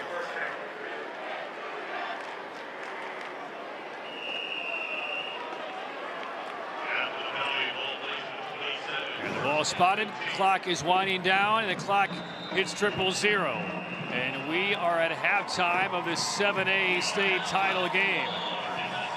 A bit of a sputtering start for the defending champion Grimsley Whirlies, but back-to-back touchdowns in the second quarter send the defending champs to the locker room up by 7, 14-7. And Madison is with Darryl Brown and the Whirlies head coach. Well, Coach, your offense able to really settle down and get some real opportunities in that second quarter. What did you like about that group? Well, we finally started to fight a little bit and play a little bit more physical. I thought the first quarter they really dominated the line of scrimmage, played a lot tougher and harder than we did, but we're going to address that right here. And they'll get the ball coming out of the half. How important is a stop on this first drive? No, it's huge. Coming out and getting a good series here defensively, maybe a 3 and out, and try to get a short field and get our offense back on the field. Thanks, Coach. Thank you. Back to you guys. All right, thanks, Madison. Thank you to Darryl Brown. 14-7 is the halftime lead for the Grimsley Whirlies. They try to go back-to-back. Clayton trying to win its first title in its first appearance since 1989. Halftime show from Kenan Stadium is next. Halftime lead for the defending champion Grimsley Whirlies. Up a touchdown on the Clayton Comets. Patrick Keenis, Jay Sonhalter, Madison Little down in the field. And Jay, an interesting first half, kind of a book with 2 different chapters, distinct chapters. First 12 minutes belong to Clayton, the back 12 minutes to the defending champs. I think early on the line play went to Clayton. They were winning on the offense and defensive line. And then that second quarter is switched over to the Whirlies. And I think here in the second half, who's going to win? And that phase is probably going to be who wins this ball game. It's going to be up to the big guys and then which team can protect the football. All right, fans trying to defrost as we take a look at the first half highlights. And it was Grimsley. Faison Brannon, I mean, he was harassed a lot in the backfield by the front 4 of Clayton in that first quarter especially. And there was pressure. Keyshawn Stansel was all over the field, and then Aiden Smalls on offense for the Comets, really standing strong on the ground, fighting through the defense and winning on the ground. They were rushing the football, moving the ball well, and then Faison started to get rolling here, but this defense didn't allow him to get any rhythm there in the first quarter. Things really changed, though, in the second. Yeah, Clayton had a 7-0 lead midway through the first. And then we started to see the Grimsley defense make some stops. And then it was Faison Brannon who would come through. Extra effort here by Cooper with a stretch that would tie the game midway through the second. Hudson Cooper had a nice first half, reliable target, and then Faison Brannon scored that second touchdown using his legs, and Darryl Brown and the staff really started to use him with quarterback designed runs, zone reads to allow him to get to the edge. All right, so we're a few moments away from the start of the third quarter. 14-7, Whirlies on top of Clayton. Well, this is Jay Madison in my final game of the 2025 season. So let's take a look back and see some of the outstanding, I'm not going to believe some of these plays from the national broadcast of Thursday Night Lights and Friday Night Rivals from around the country. The best Thursday Night Lights and Friday Night Rivals highlights from across the country. Ron, nice cut move and a hurdle. He's still on his feet. Are you kidding me? Caleb Ron, touchdown. Oh my goodness, what did he just do? He will roll right under pressure, still on his feet, trying to find somebody downfield. He's in trouble. He'll throw it to the back of the end zone. A receiver's wide open. Touchdown, McQueen. Michael Henry got his field goal blocked, caught it, and said, look what I found. Touchdown. In one of the most bizarre football plays you will ever see. Pressure, throws it downfield to the middle of the field. What a catch, coming up and grabbing the ball. Oh my goodness. I had no idea it was one-handed that he grabbed that thing and hauled it in. Another rush, they're gonna throw the screen and it's intercepted. How about the big fella, Akeem Davis? Davis staying on his feet. Look at him go. Davis. It's like a scrum. They can't bring him down. Akeem Davis is still moving. At the 30, at the 25, he's stuck out of there. Are you kidding me, Akeem Davis? He is in for the touchdown. 55-yard field goal from the left hash. The kick is up, and it is. It's good at the buzzer. Bryant is the hero for the Buccaneers. Tonight's high-end zone views of the game are compliments of Cook Rentals. Now in 5 locations across North Carolina. Cook Rentals, renting the smart way to get things done.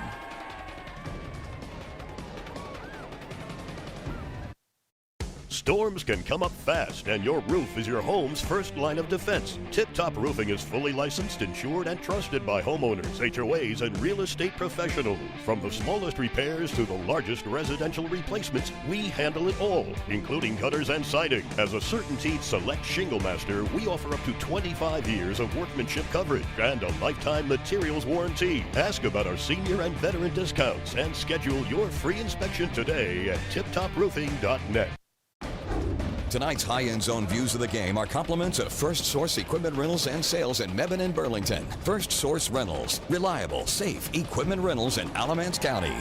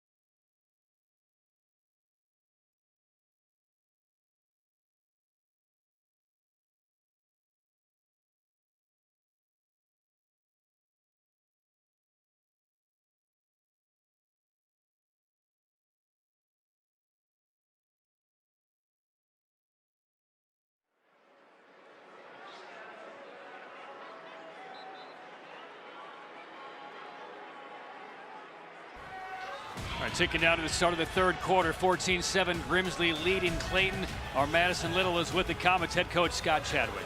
Well, Coach, your defense was really able to pressure their offense in that first quarter. How do you continue to apply that pressure in the second half? Well, we got to be able to do it on third down. You know, we gave up way too many third down conversions there in the first half, and but we got to help our defense out and stay on the field on offense as well. Well, that offense got off to a hot start. What more do you need from them here? We got to score when we're in the red zone. You know, that empty red zone trip really hurt. You know, would have given us a little bit of a cushion there. So we got to finish drives. Thanks, Coach. Yep. Back to you guys. All right, thanks a lot, Madison. Thank you, Scott. Jay, what are kind of the elements that Clayton needs to develop here in this second half? And Coach Chadwick just mentioned getting off the field on third down. Grimsley 5 for 7 that first half. So their defense has to stand strong, give the ball back to the offense, and then I think finishing those drives that he spoke about. Just continue to give Aiden Smalls the ball. He had 80 yards rushing by himself.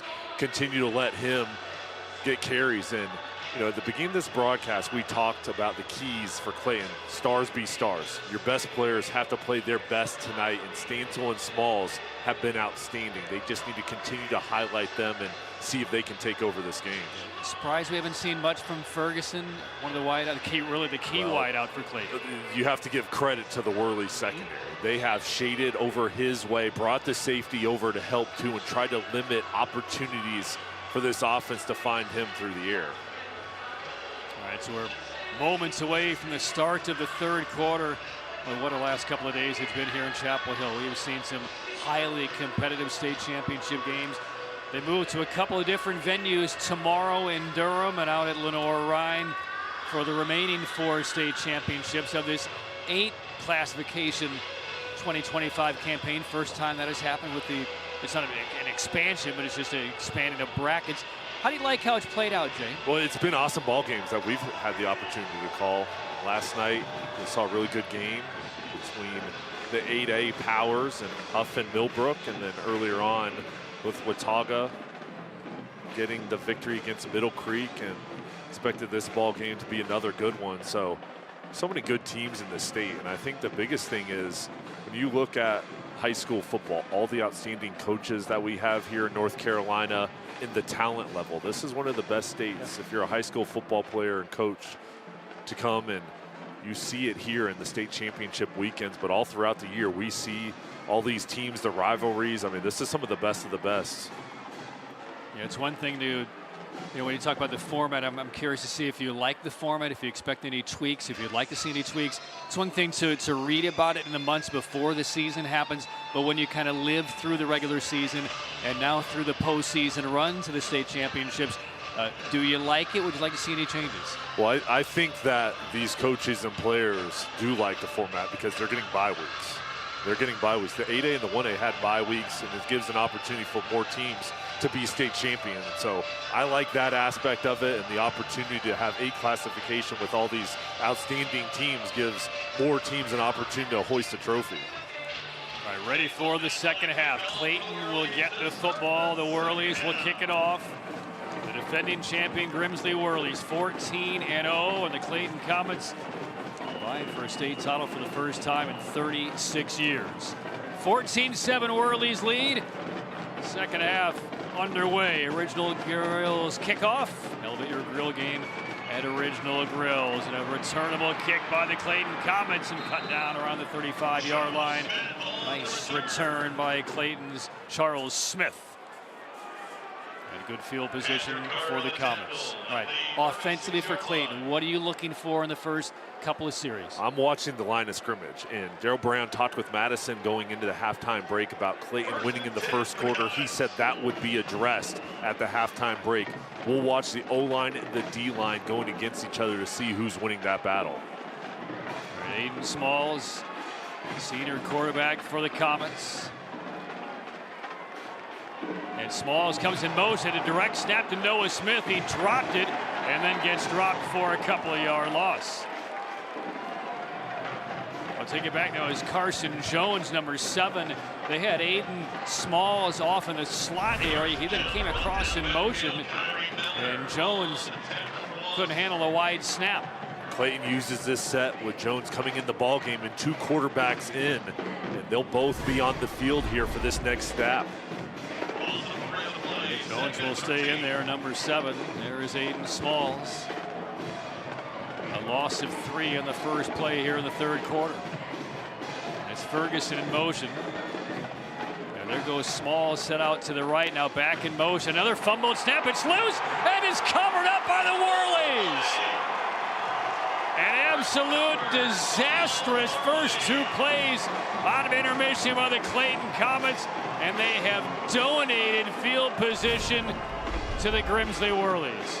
Just not able to gain this ball, and Cassius Bostic comes back here, shoots into the backfield to gain possession, and now the offense will get the ball to the 26-yard line.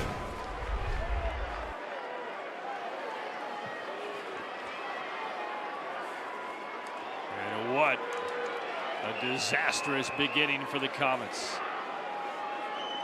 Whirlies football off of the turnover at the Clayton 26. Now can the Comets defense make a stand? Brandon looks to throw toward the end zone, and it's intercepted inside the 5-yard line by Clayton. Jaheim Stevenson, the savior for the Comets.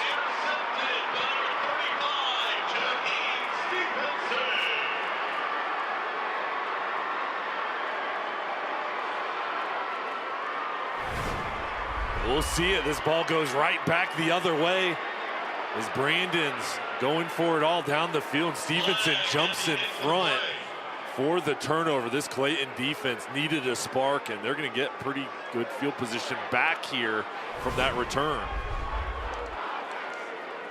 This has been a shocking start to the third quarter on both sides. Penalty marker came in at the back end of that play as there were some Whirlies and Comets meshed up together near that Clayton sideline.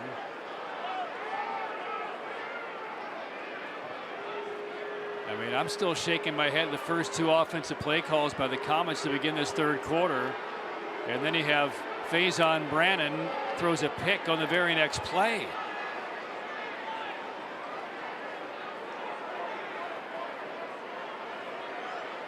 The officials still gather to discuss what the result of this is going to be.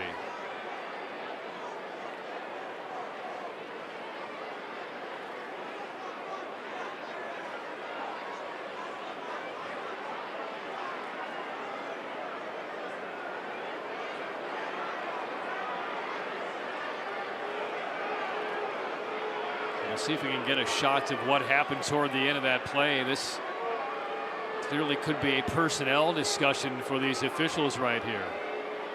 There's the Comet with the biggest defensive play of the year. Jaheim Stevenson with the interception. All right, well, here's going to be the call. It's all been sorted out. After the play, personal foul on Grimsley. Personal foul on Clayton. Those fouls offset.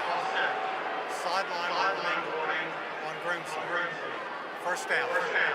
So in other words, irrelevant. And Scott Chadwick, again, I mean, he's been 212 degrees most of this second quarter, now into the third. He has not been assuaged at all by the officiating crew tonight. And there's Darryl Brown talking with one of the other officials about how that play was resolved. So offsetting personal fouls on both Grimsley and Clayton. And then an irrelevant sideline warning on Grimsley. So the Comets with a massive interception get the football back at the 30-yard line. Color me unsurprised that Carson Jones is back on the sideline for Clayton after those two snaps were mishandled and led to the turnover. Deep ball over the middle, tipped and knocked away. Evander Davis, number 6 in the coverage, got a wrist and a full hand on that pass from Aiden Smalls. This was a flea flicker, and they were going to the trick play. This ball is handed off to Noah Smith, pitch back to Smalls, and they were looking for a deep post. The coverage was there on the back end. Disciplined secondary play from the Whirlies. Second down and 10 from the 30. Smalls fakes the handoff, now reverses field and dragged down for a big loss. Down goes Smalls, who wants a face mask. I don't see a flag coming in either. Andrew Rogers blew it up in the backfield. Rogers, one of the best junior pass rushers in the state, just sitting on the backside. It's a full face mask. He got his face mask. And Smalls was sitting down, looking at the official, tugging his own face mask. That's another missed penalty on the Whirlies. Loss of 3.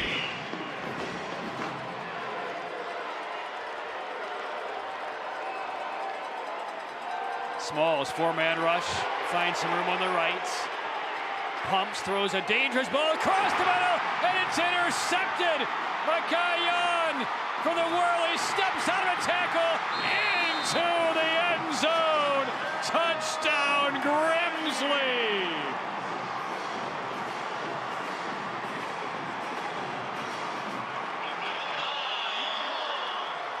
On a dangerous ball across the middle, across the body of Aiden Smalls, and Mekhi Yan took the butterfly out of the air and took it home. The fourth interception on the year for Yan. He just comes up the middle from his safety spot, jumps in front of the passing lane, and it's off to the end zone, and a huge play from the junior on the back end. That's a play of the game nominee for the Legacy Federal Credit Union play of the game. The Legacy and Wake Forest, we believe. This has been a maddening start to the third quarter for both teams. Couple of turnovers, but 3 of them within the first 2 minutes and change. Fumble, interception, but the pick 6 for the Whirlies as they try to go up by 14. And the extra point bang through. Mekhi Yan, the interception return for a touchdown. Grimsley, the defending champs, with the hardware, leading 21-7. The need for officials has never been greater. Without officials, we don't have this.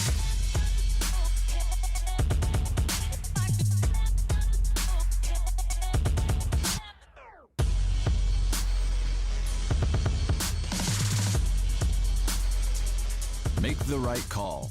Become an NCHSAA official. Visit NCHSAA.org for more details.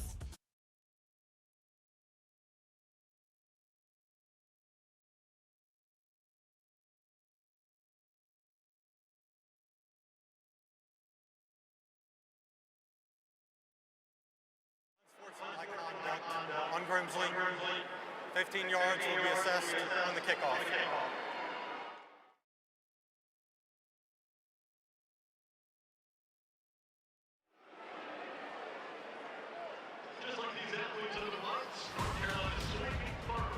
We played 2 minutes and 8 seconds of this third quarter and already seen 3 turnovers. A fumble by Clayton, an interception thrown by Grimsley on the very next play, and then Clayton throws a pick. Then Mekhi Yan runs back for a touchdown. 21-7 Grimsley. 9:52 left third quarter. And the Clayton Comets will really need to reevaluate where they are right now because they're making far too many high-cost mistakes in this third quarter. They'll have to settle back in here and regroup. Down 14 points, you still have most of this second half left, but they've got to go back to their ground game and kind of repeat what they did in that first quarter, which was winning up front. We talked coming out of the halftime break about the offense and defensive line. And right now, both sides kind of trying to find a way to get a grip and slow this ball game down after multiple turnovers. And now we'll see Grimsley kick off from the 25-yard line during that commercial break with both teams on each respective sideline. The referee, Dr. King, indicated there was an unsportsmanlike penalty against Grimsley, so that backs the Whirlies up 15 yards ahead of this kickoff. Original Grill's kickoff, here it comes. Clayton down 21-7.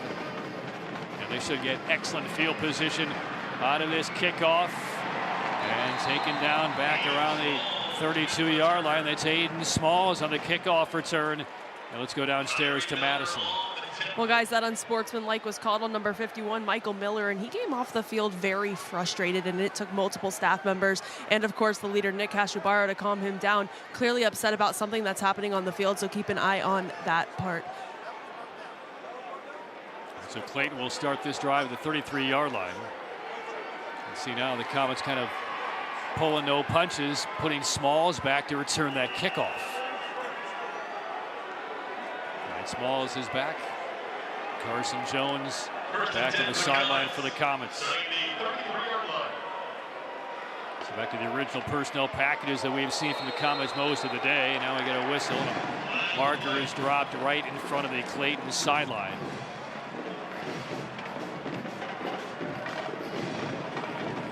For the False start on the offense. Still first down. Push the Comets back. Scott Chadwick is beside himself at what he's seen from his squad really the last, 12 plus minutes, 15 minutes now.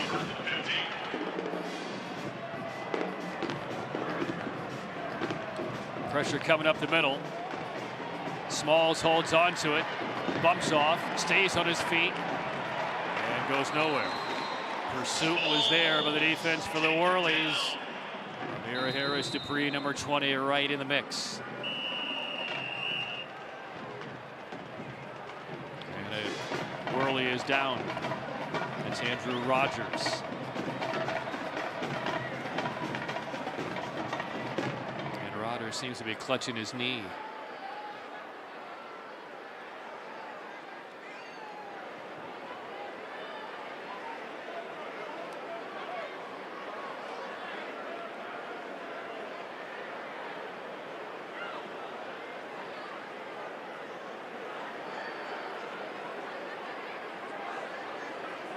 Both teams at the sideline, an opportunity to kind of regroup as they take a look at Andrew Rogers right at the 27-yard line.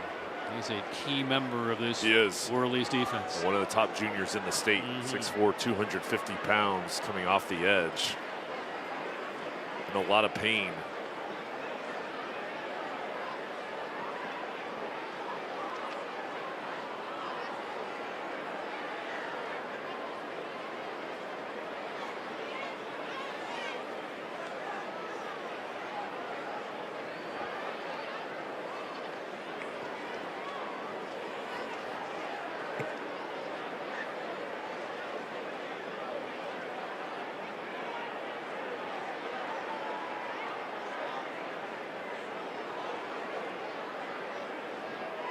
(21-7) the lead for the Whirlies.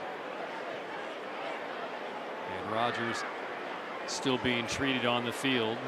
And you can see that hand is up over his face mask and over the eyes. Feeling around that right leg. You can see him trying to delicately maybe flex that knee, test the ankle. We'll see if we can get a look at the hits and the injury for number 12 in dark blue right in the center of your screen on the 30-yard line. Goes down. It's landed on by one of the offensive linemen for the Comets. What do you see, Jay? It was just that right leg as he was getting pushed down. Didn't necessarily see. He immediately grabbed that right knee. Yeah, but there was extreme pain as soon as he tried to get up. Corey Robinson, number 75, was the offensive lineman, the left tackle, who came down on Rogers, who immediately reached for that right knee and putting no weight on it as he leaves the field.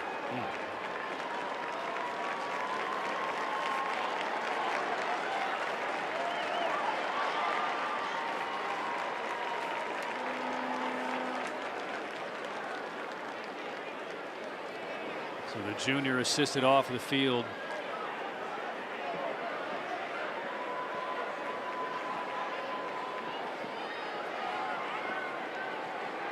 I mean, you hate, we've seen several pretty major injuries over the last 24 hours here with these 4 championship games that we have seen. A lot at stake, but in the kind of new age of high school football across North Carolina, across the country, even more at stake in terms of futures and college and income and potential revenue.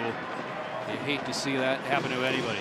We resume on second down. Smalls was the decoy again as Carson Jones comes back onto the field for the Clayton Comets. We've seen him now for 3 snaps. Jay, what are they trying to accomplish here? Well, they've used this package throughout the season, and Jones a strong thrower, and Smalls goes in motion, but the coverage was there. Smalls will line up at running back when Jones is in the ball game and out at wide receiver. Right now, he's in the slot. right in the middle of the screen. 3rd and about 15. Jones in the pocket. Escapes. Fingertip catch is made on the sideline by T.J. Campbell. And Campbell out beyond the 45-yard line. And that second effort Huge play. will win Clayton a big first down. And Patrick still down 14 points here early on in the 3rd quarter, but that was a huge pickup to continue this drive. And now another Whirly is down.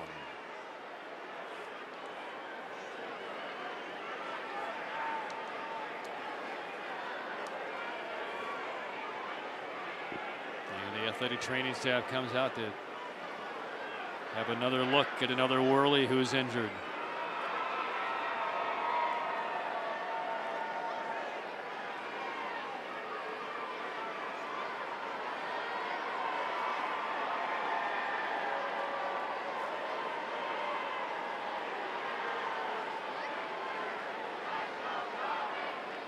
And quickly up, Tristan Wardlaw.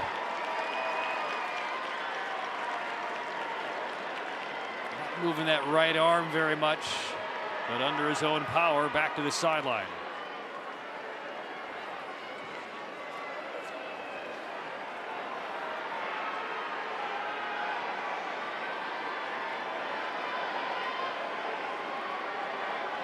A lot of stops and starts in this 3rd quarter. Turnovers. Injuries. There's a look at Rogers, who appeared to injure his right knee a couple of plays ago. Comets with a first down to the 46-yard line. 8:19 left 3rd quarter. A loose ball on the exchange, and the Whirlies have it. That's the 3rd faulty exchange we've seen from the Comets in this 3rd quarter. Jaden Wardlaw, the recovery. And that snap never got through. It looked like it hit off of River Fiore as he made a break in front of Aiden Smalls, right off the arm. Just too many mistakes coming out here in the 3rd quarter, and Clayton not giving themselves a chance, and now a golden opportunity for the Whirlies to firmly take control of this ball game and stretch out their lead. And the last time we saw a Clayton turnover, we saw Faison Brandon throw an interception on the next play. Not this time. A loss of a yard, maybe 2.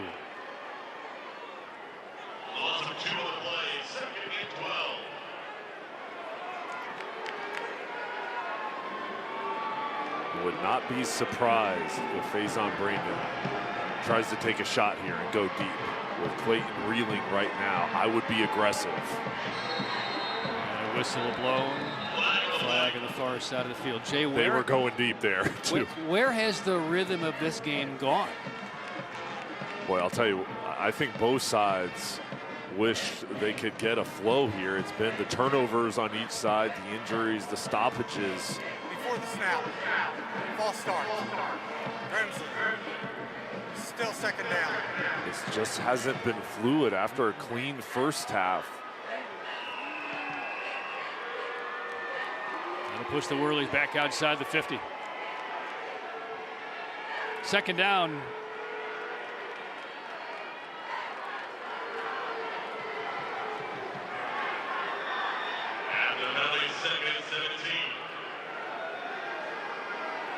Howard to the resets as the left wing.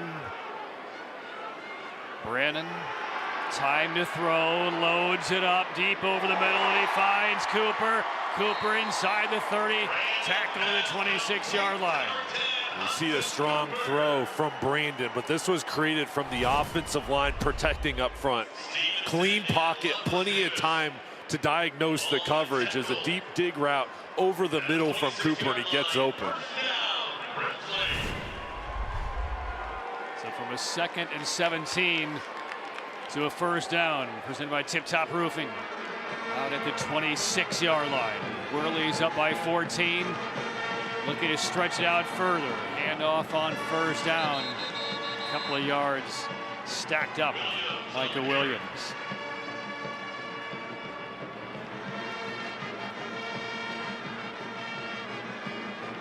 seems like after every play, there's a struggle for one or more players to simply get to their feet here. It's been a physical ball game, and we expected both teams who have shown toughness throughout the year to come out and this to be a fight. And it's been as advertised. Grimsley right now taking their time as the play clock winds down. 2nd and 7. Battle goes in motion on the jet sweep. Battle angles hard into the sideline. Stays on his feet. And now a late flag comes in toward the side wall. Stancil is over there. And I think he may be pleading for one of his teammates there. As Jaheim Stevenson was also on the chase deep into the sideline toward the side wall. Looked like they were trying to maybe stop some momentum, Jay. And then some contacts.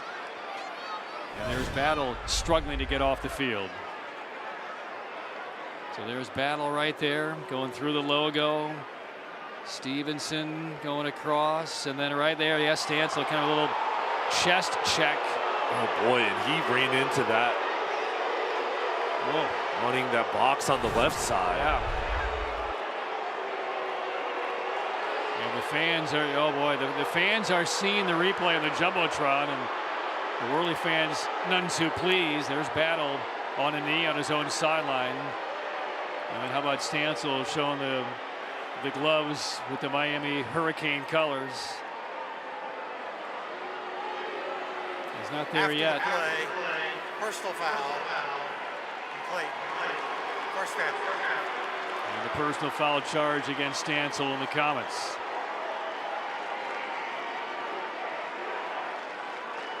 Sets up 1st and goal for the Whirlies at the 9. Cedric Simmons coming in the ball game for Clayton's defensive line to get a pass rush.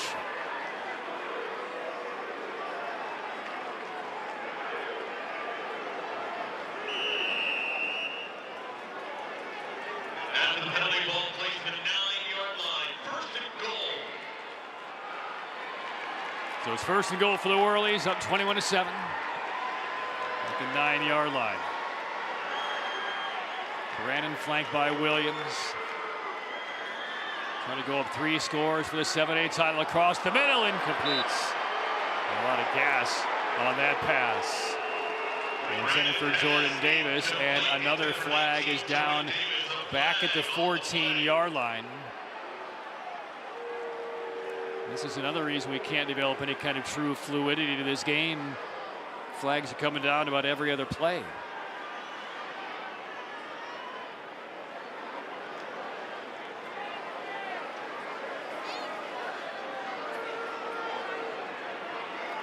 Another long discussion.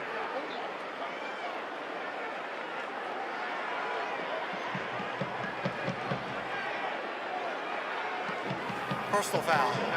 Roughing the passer on the defense. First down. Another major infraction against Clayton, and the wheels are beginning to fall off for the Comets. Penalties and the turnovers really taking over here in the 3rd quarter. The pass rush tries to get to Brandon. There's the late hit. Easy call. Caden Blackwell, number 27. And the penalty ball placed inside the 5-yard Senseless penalties on the Comets coming in bunches. 1st and goal now from the 5. Brandon, quick handoff, Williams. And tugged back as Williams penetrates the 3-yard line. Michael Williams, the ball carrier. After that slow 1st quarter, Grimsley starting to really pick things up on the ground now, over 100 yards on the ball game. -6 after the 1st quarter. Ball spotted at the 4-yard line. 2nd and goal.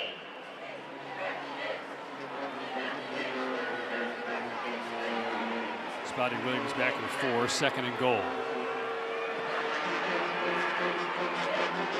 Whirlies knocking on the door of a 3-score lead. Brandon runs right, escapes one tackle, noses forward as a flag comes in. And Brandon was left a little bit short. And again, some pushing, some shoving, some barking, and yet another flag. And there's Faison Brannon kind of pointing Stansel's way.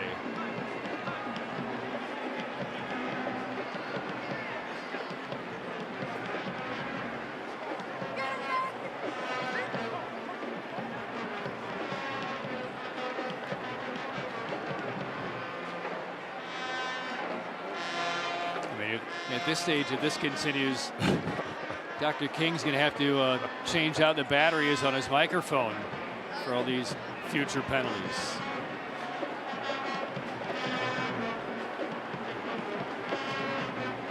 This has not been a fluid second half.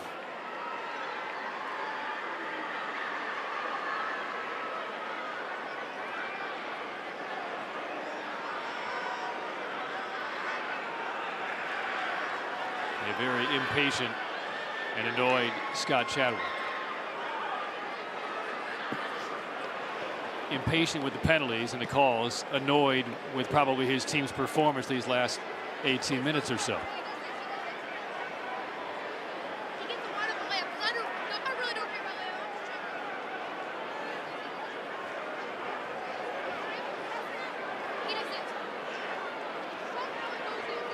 Is it me, or is this taking extraordinarily too much time? I think these players are ready to go. Yeah. Quick word with Chadwick. And we may need to replace the batteries.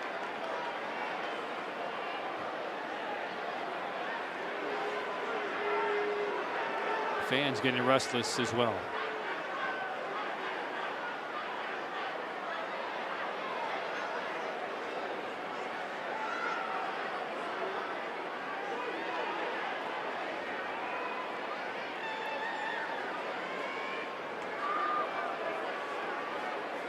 This is a little much for me, Jay. I'm ready to play too.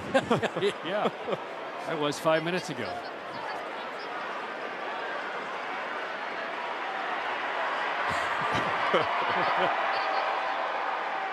And still no resolution, and now another conference with the referee and the other officials. I mean, this has been almost 4 minutes. And now the team's going to the sideline. Yeah. Clayton's going to the sideline. Grimsley is in a huddle. I mean, what can the issue be here? Is it a well? It'll be interesting to see what the result is after this discussion. And they're huddled around Darryl Brown. And Brown doesn't look too pleased with what he's not hearing. Pleased. I mean, is this an issue where we may see an ejection of some kind?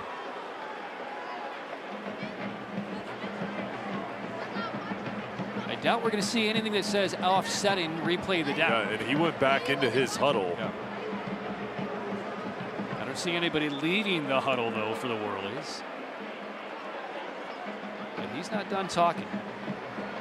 Darryl Brown's going back out into the field to talk with the referee.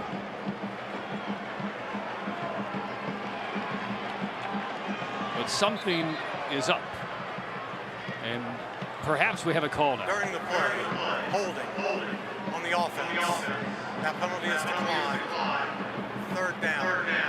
After the play, personal foul on the offense. 15 yards, foul, third down.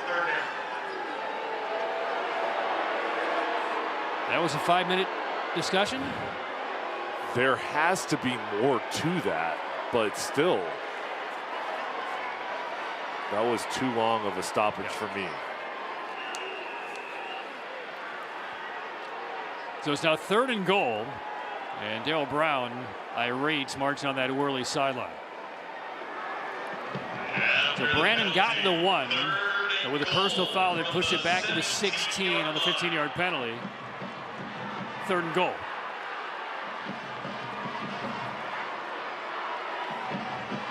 And mercifully, we get a new snap. Brandon fakes to Williams, spins back, retreating, and throws it away. And another flag comes in the area where Faison Brandon released that pass back around the 39-yard line. And let's just pray 5 minutes don't elapse between that drop of the penalty flag and the call.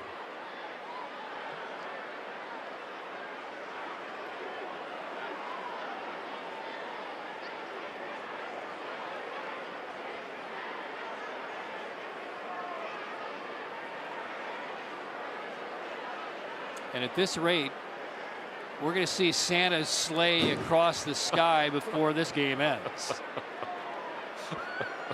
And it's December 12th. You're on fire right now.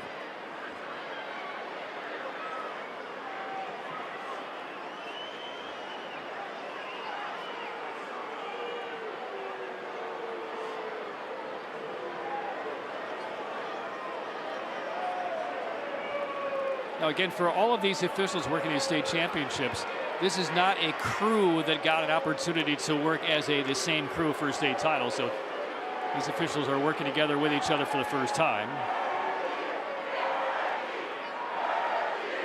And here's the call. 2 live ball fouls on the play. Intentional grounding on Grimsley. Personal foul on Clayton. Those fouls offset. Replay, 3rd down. Offsetting penalties. Chadwick losing his voice. Well, let's see here as Brandon goes back and throws this ball. Where's the personal foul? Didn't see that. Maybe off screen. It wasn't on Brandon because he didn't get touched. Nope. But the flag was back in that area. So is that the grounding?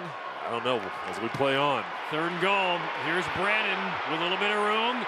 More flags rain down. Brandon is planted at the 10. Brandon scrambling to the 10-yard line. A couple of flags are down back around the 20-yard line on the right side of that line of scrimmage. This looks like a hold against Grimsley. I mean, we cannot get through back-to-back plays without penalties in this 3rd quarter of the 7A title game. This resembles more a week 1 experience than a December 12th.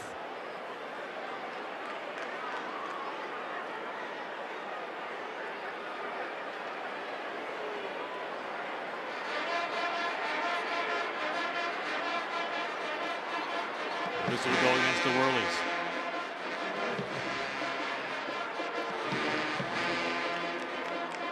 Again, were it not for that personal foul on Grimsley, they would have had, what, a 4th and goal at the 1-yard line. Then they got pushed back. Then more penalties. And this is still a goal to go. Clayton Holding on the offense. 10-yard penalty. Will take the penalty. Replay, 3rd down. And push the Whirlies back to the 26.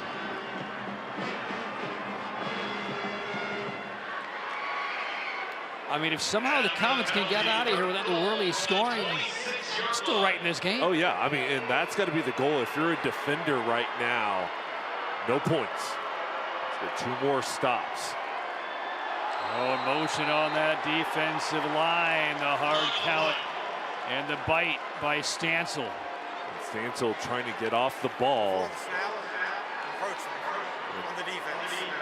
Still 3rd down. That's an easy call, but a smart play from Faison Brandon, getting back yards with the hard count. You see a little hand motion there, gets Stansel to jump. 3rd and goal now from the 21. Brandon puts it on the ground. Micah Williams to the 15, sprints to the sideline, bumped out around the 10. That will bring up 4th and goal. Grimsley's field goal kicker, Chase Hulonzel, has not missed this year. He's 5 for 5, and he's coming on the field. So this will be a 27-yard attempt Darryl Brown looking to make this a 3-score game.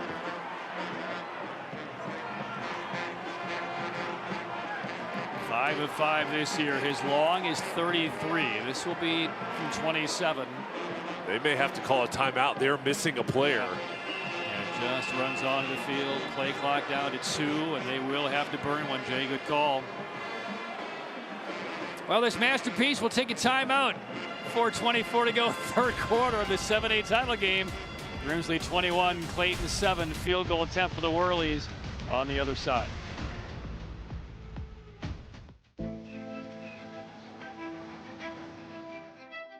Every first day needs someone who believes in all the days that follow. First practice, first breakthrough, first business plan. A Legacy is proud to partner with Wake Forest University to believe in all of your starts. Because when someone is behind you, everything is in front of you.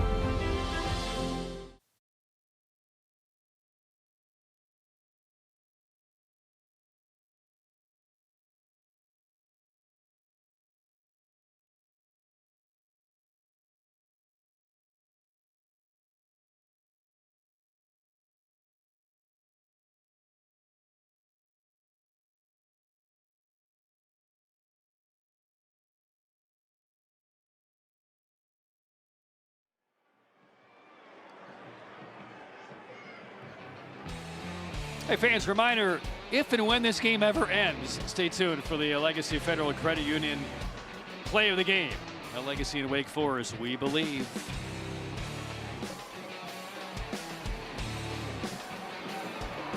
A 27-yard field goal attempt on the way for Grimsley to try and make this a 17-point game.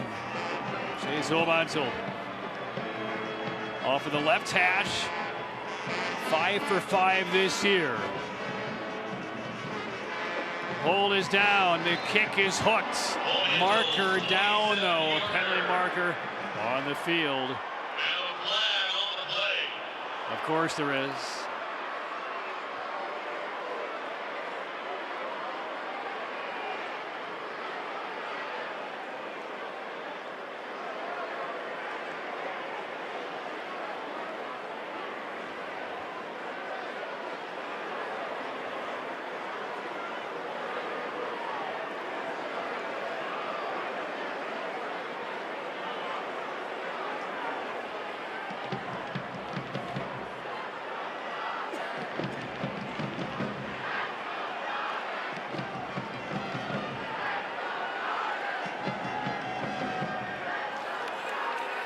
Personal foul.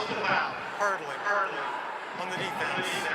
Replay, fourth down. It's personal foul on Clayton for hurdling, but it will not create an automatic first down. Let's watch what the left side of your screen. Yeah, over on the left side. That's Ham. Jordan Ham, number 6. And now to the 5-yard line. The field goal crew will stay on the field. So this will be a 22-yard opportunity to make it 24-7.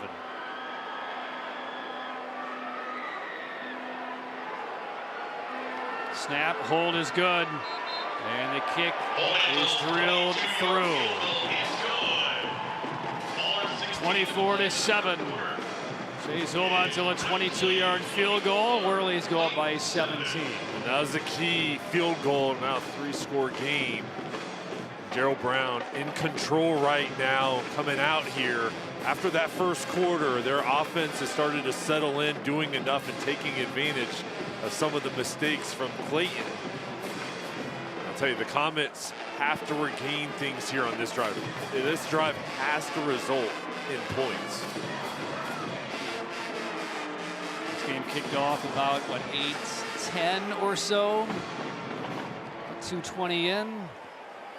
4 minutes left in the third quarter. Who needs to go to church tomorrow, Jay? We'll still be airing this game.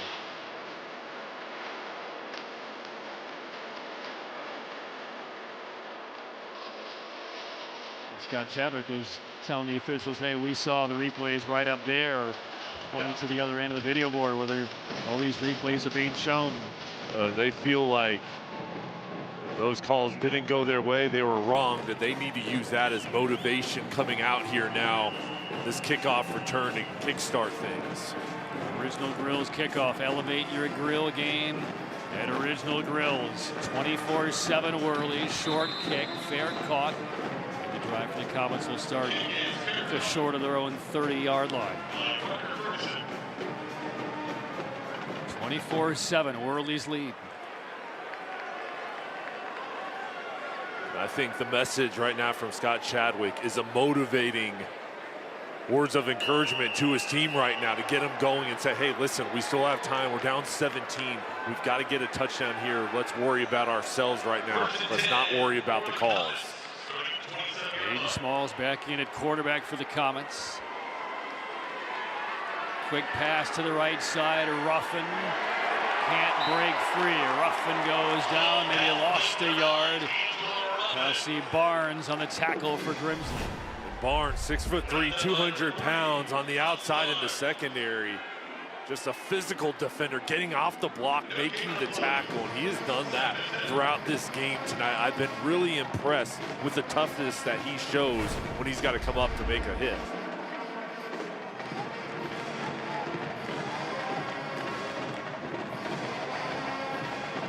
Comets trying to regain some composure here. Smalls darts wide. Can't get the corner, slowed down and pile driven back. Harris Dupree again on the pursuit. And it's 3rd and long for the Comets. Well, out on the edges, this Grimsley defense is playing much better, not allowing Smalls to break contain. And look at Dupree coming over, as well as Barnes, making it difficult to get to the outside. Those running to go on 3rd down. Yeah, those running lanes that were there in the first quarter, in the first half, are dwindling now. That closing speed is really showing for the defense. 4 receivers across the formation on 3rd and 9. Smalls dancing a bit, forces one, and threw it behind his intended target around the 40-yard line. First real look at Parker Ferguson all game long, and that throw not close. Ferguson going over the middle, trying to find an open area to operate. This Clayton offense is going to have to kick.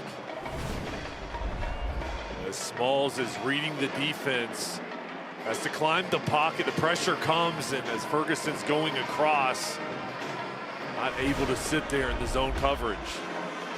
Now Nate Lunger will punt it away. Battle is back for Grimsley. 2:45 remaining, 3rd quarter.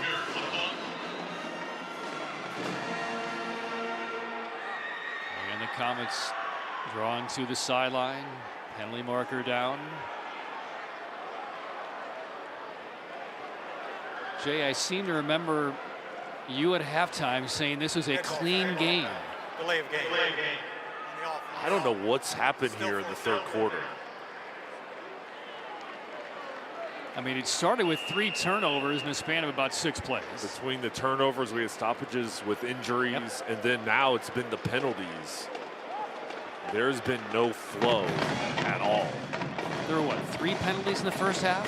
3. So 10 in 9 and change of this 3rd quarter. Battle takes the punt, tries to return, and gets swarmed down. And more penalty markers are down. Another Whirly is down for the moment. Did I say 10 penalties in this quarter? Now it's 11. And the Whirly down to the field is Jaden Wardlaw.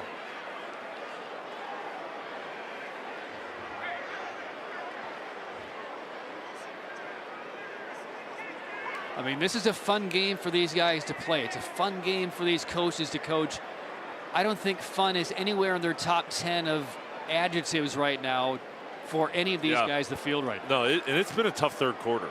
I mean, I'll tell you, for the players, the biggest thing is you just want to be able to go out there and play and not have stops. And, you know, some have been because of injuries, of course, and the turnovers, but the penalties. There's the push in the back. I mean, it's It's blatant.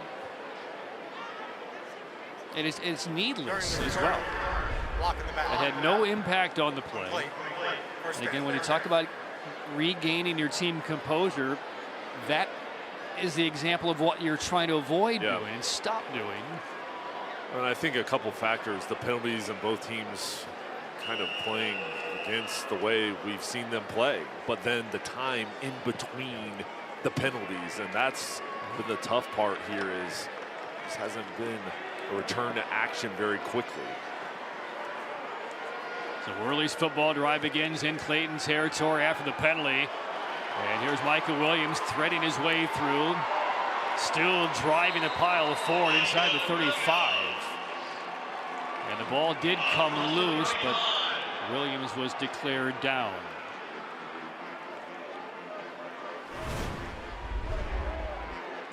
And here on the ground, doesn't this Whirlies offense look different than that first quarter, Patrick? They were struggling. -6 yards. When we showed the stats, it was -6 going into the second quarter. They now have 112 here deep into the third quarter. And I think it was Darryl Brown challenging them. They got beat up front in that first, and they really changed their course here. They've been much more physical. All right, Stroud now in the backfield for the Whirlies. He gets the call. Dragged down for a loss of 1. Blackwell on the tackle for the Comets. For Clayton, down 17 points. But if you want to have any chance, you have to get a stop here. And if I'm a defender, I'm thinking turnover. I've got to get a spark. I've got to make a play to give the ball back to my offense. Meanwhile, Faison Brandon taking his time. Play clock at 13.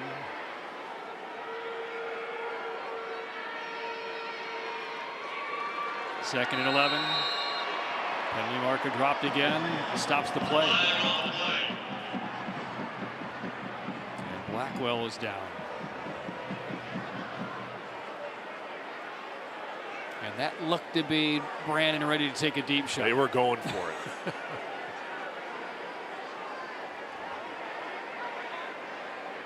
And Jesse Tripp, their offensive coordinator. Before the snap. False start on the offense. Still second down. At moments when they've been running the ball and playing slow, they're trying to lull the defense into falling asleep, and they were looking off the play action to attack. And the play doesn't get off with the penalty, but that was their mindset. They were looking to be aggressive. Blackwell walks to his sideline.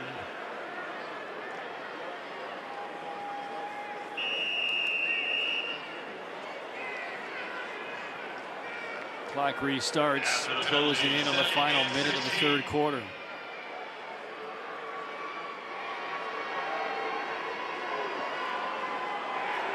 Do we have real time on how long this third quarter has taken to play? Brandon, the give. Williams out of bounds around the 32. I mean, this is going to wind up being about a 53-minute real-time quarter. With injuries, penalties, long pauses before discussions and resolutions on penalties. A new state championship record quarter. That's a record I'm sure they don't have in the books. I'm going to say that's the longest one that I've experienced. That's a PR for me, I'm sure for you too. Third down and 8. Brandon retreating. Buys some time. He can make this throw, but it is short. He was looking for Hudson Cooper right around the 15-yard line. And it's 4th down with 41 seconds left in the third. Well, this will be an interesting decision because you're in that territory. Is it worth punting? Too far for a field goal? You've got an excellent offense, and I think they'll stay out on the field to try to convert. Yeah, Brandon's getting the play call. He's retreating to the huddle. And Hudson Cooper has been the guy he's looked towards in 3rd and 4th down conversions, his top wide receiver tonight. And he is at the bottom of your screen, number 10. 4th and 8. Brannon, time again, over the middle and overshoots his receiver. And they will turn it over to the Clayton Comets. Comets get the football back, trailing by 17 with 36 seconds left in the third. That defense did their job. They pieced together a strong defensive drive. And now give the ball back to their offense. Still a long ways to go. Grimsley firmly in control of this ball game. But a nice job in the secondary, in coverage, making it difficult for Brandon to find an open wide receiver. This is a 14-7 lead at halftime for the Whirlies. They broke the tie with about 37 seconds left in the second quarter. They've tacked on 10 more here in the third. Aiden Smalls trying to light a fuse. Low snap, pitches it away at the last second. Noah Smith. About 2. This Grimsley defense doing a much better job stopping the run. The lanes just have not been there as this game is worn on. Clayton's strength is running the ball, and right now they're going to have to start throwing the ball more here in the fourth quarter. The Comets have no interest in running one more play in this third quarter. A forgettable third quarter it was for the Comets. They gave up 10 more, and they have one more quarter to try and recover. After 3 in the 7A title game, Grimsley leading the Clayton Comets 24-7.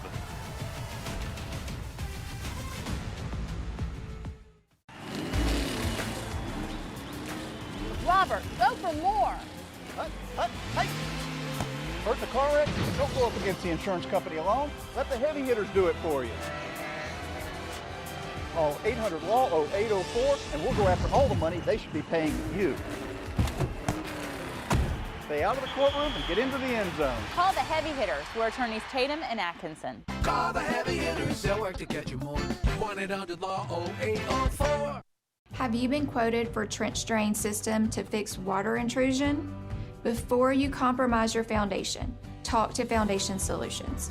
We provide a more efficient, more cost-effective way to keep your basement dry. With 30 years of experience in Western North Carolina, we bring guaranteed work, financing options, and real peace of mind.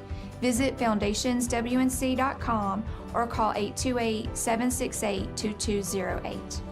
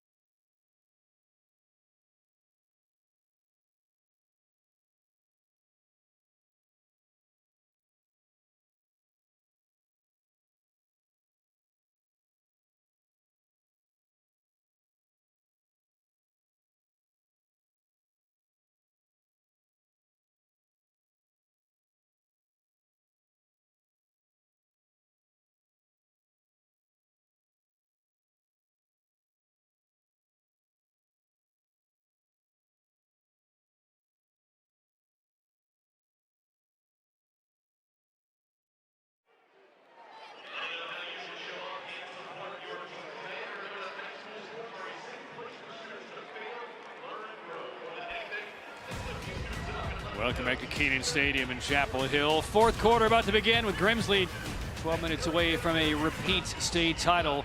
Jay, the third quarter stats. The one stat that's not on there, 55 minutes to play the third quarter. Yeah, it was a long third quarter, and the difference is the 3 turnovers against 1. It's a +2 for Grimsley, and then their ability to run the football here in the second and third quarters.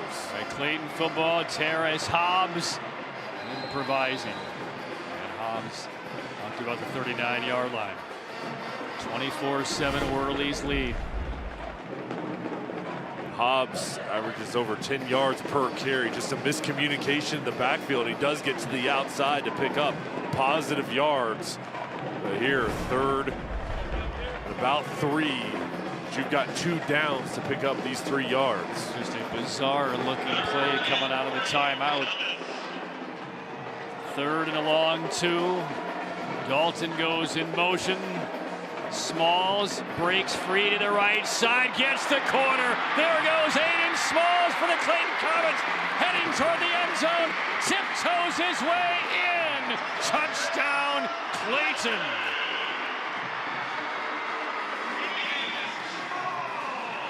There's the ignition for the Comets from 58 yards. Aiden Smalls lifting the Comets into a fourth quarter contest here with Grimsley. They're back in it.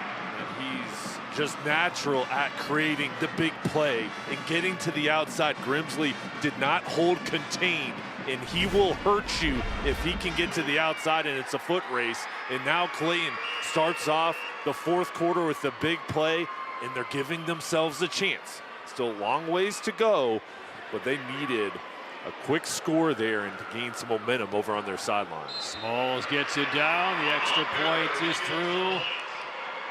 And it is 24-14. Grimsley leading Clayton. Aiden Smalls heading to NC State. A 58-yard run to resuscitate the Comets in the 7A title game. Storms can come up fast, and your roof is your home's first line of defense. Tip Top Roofing is fully licensed, insured, and trusted by homeowners, HOAs, and real estate professionals. From the smallest repairs to the largest residential replacements, we handle it all, including gutters and siding. As a CertainTeed Select Shingle Master, we offer up to 25 years of workmanship coverage and a lifetime materials warranty. Ask about our senior and veteran discounts and schedule your free inspection today at tiptoproofing.net.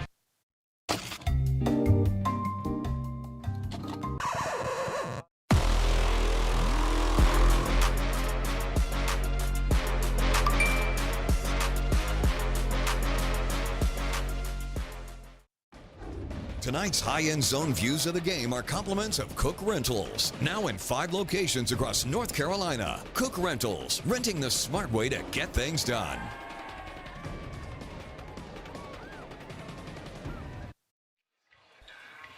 Officially a 61-yard touchdown run by Clayton quarterback Aiden Smalls. 24-14, Whirlies up by 10, but the Comets suddenly feeling like they do have a fourth quarter chance here in the title game. And coming out here, they've got to get a defensive stop in order to give themselves more momentum. And Grimsley hasn't shown any slowdown as far as running the ball, but Scott Chadwick called a great play there, getting Smalls outside of the pocket, using his legs. And now here in the fourth quarter, 10-point ball game. Clayton needs a defensive stop here again.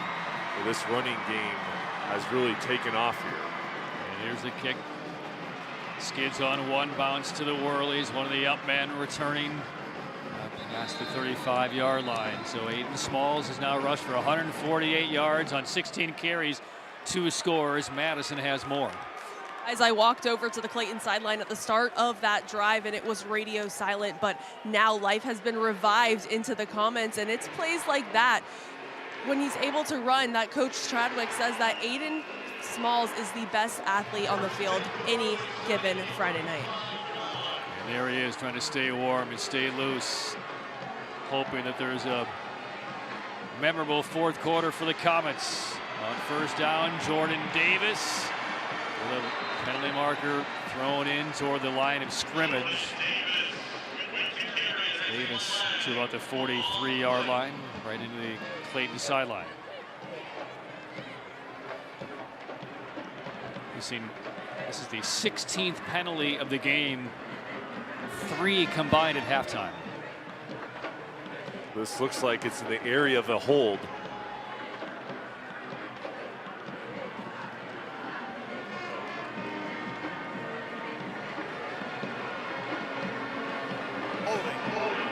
On the offense.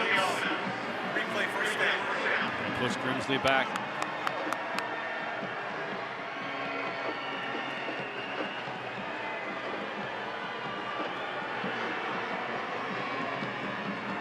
There's a look at Stansel. We saw him a couple of possessions ago kind of pull it at the side of his jersey because it had ripped, and Stansel has now switched from 8 to 59.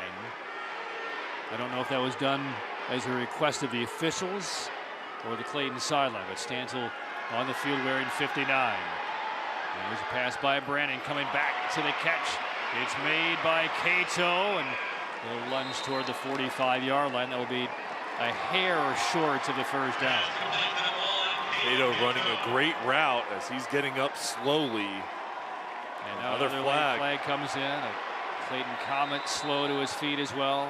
We saw Cato hobble to the sideline earlier in this half. And Cato is once again being called to the sideline for the Whirlies.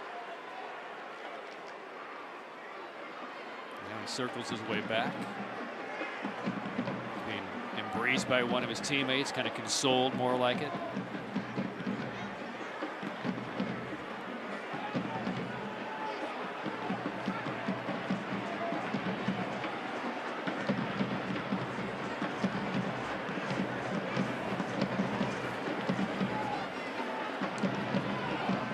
Cato willed apart after a pep talk from one of his teammates.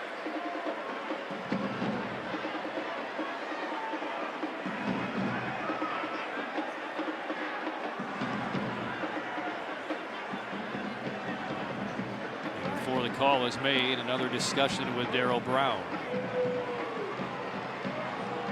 I've seen this movie before.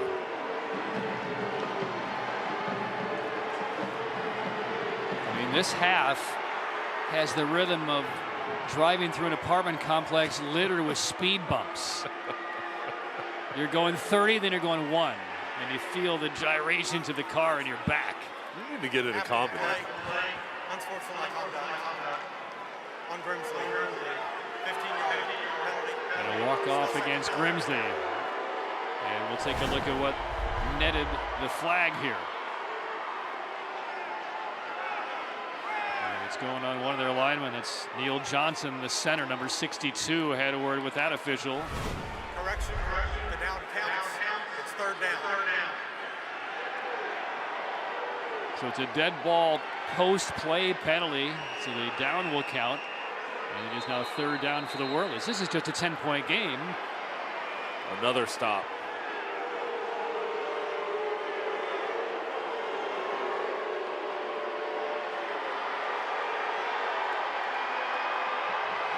Clayton's trying to use this break to get their crowd going.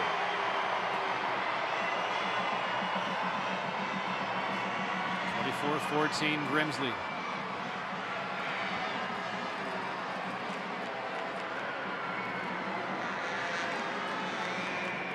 A couple of comments talking with a couple of Whirlies right around the 30-yard line. Quarterbacks and receivers.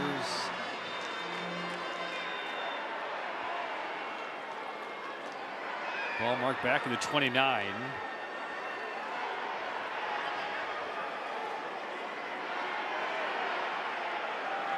And now ready to resume.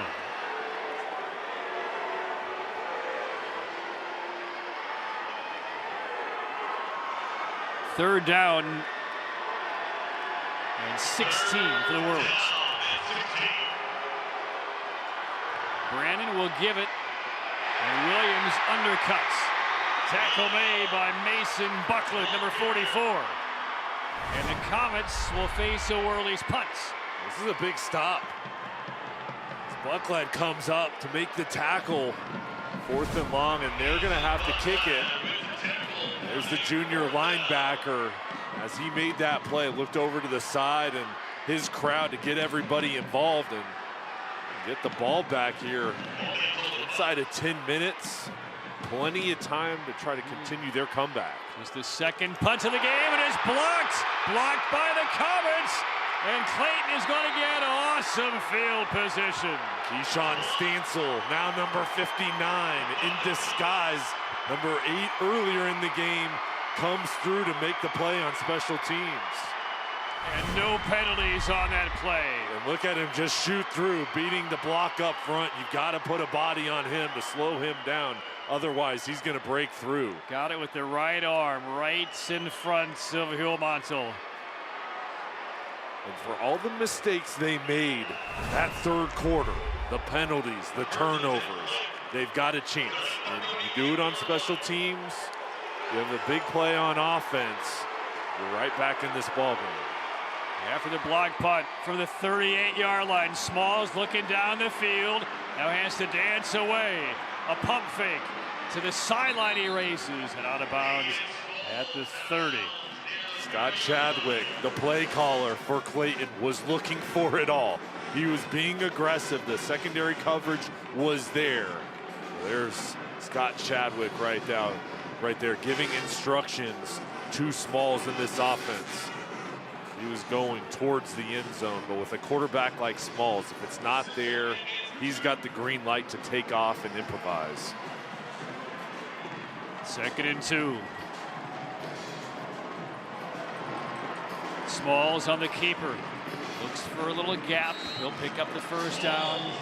An easy 5 for Aiden Smalls.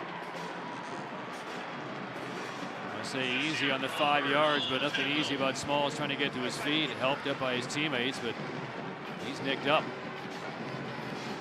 The clock started, so the play clock 22 seconds right now as Smalls on the replay here, zigging outside, cutting back inside, and just a hard fall from the defensive lineman on top. Yeah, I mean, that's 550 pounds landed on your back. And it's 30 degrees on the field.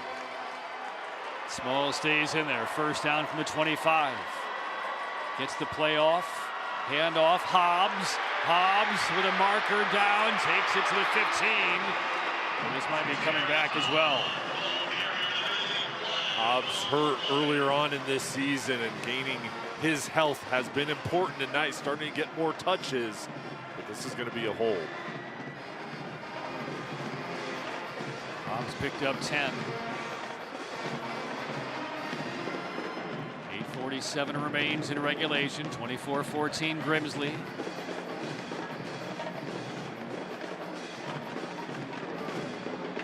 Carson Jones was up there chatting with Scott Chadwick. Smalls again nicked up the previous play. This might be an opportunity on now a 1st and 20 situation. Maybe it's the right time to deploy Jones back onto the field here. And Jones does indeed come onto the field for the Clayton Comets. Smalls gets gloves. He's out at wide receiver and up at the top of the screen, right on the 35-yard line. 1st and 20. Jones, time to throw, loads it up, left side, no. Threw would be high and River Fiore just rushed it a bit. For Fiore, the tight end, going to NC Central next year, was trying to slip out of the backfield. There was an open area in the zone coverage. 2nd and 20. Smalls takes off his gloves when he moves back to quarterback.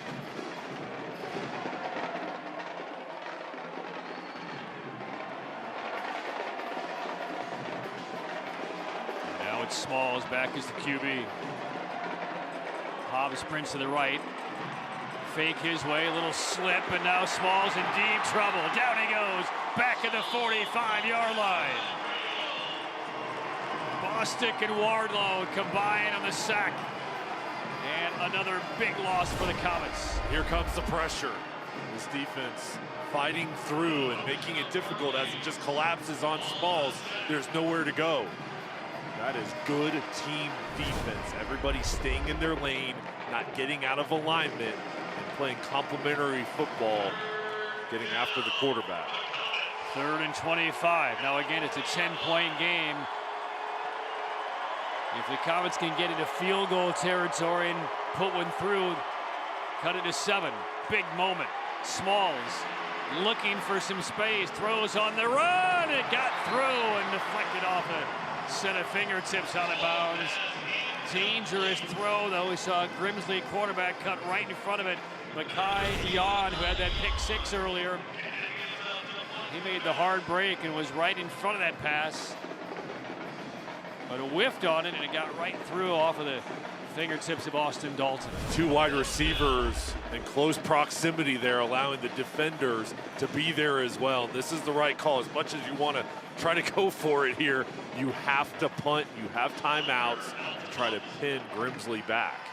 And Clayton a little bit late getting one more player on the field. Play clock is down to 2, and they just got it off. Lunger, the approach. Fair catch signaled for and made at the 14-yard line by Grimsley. 7:27 remains. Grimsley just defended that 10-point lead. They get it back. midway through the fourth for the 7A title.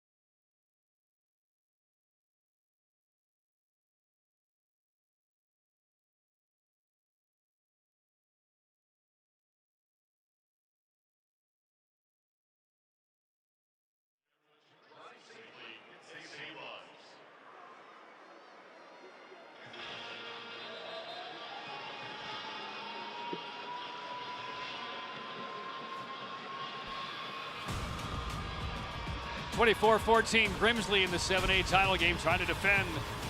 10-point lead on the Clayton Comets. This has not been a masterpiece in this second half, Jay.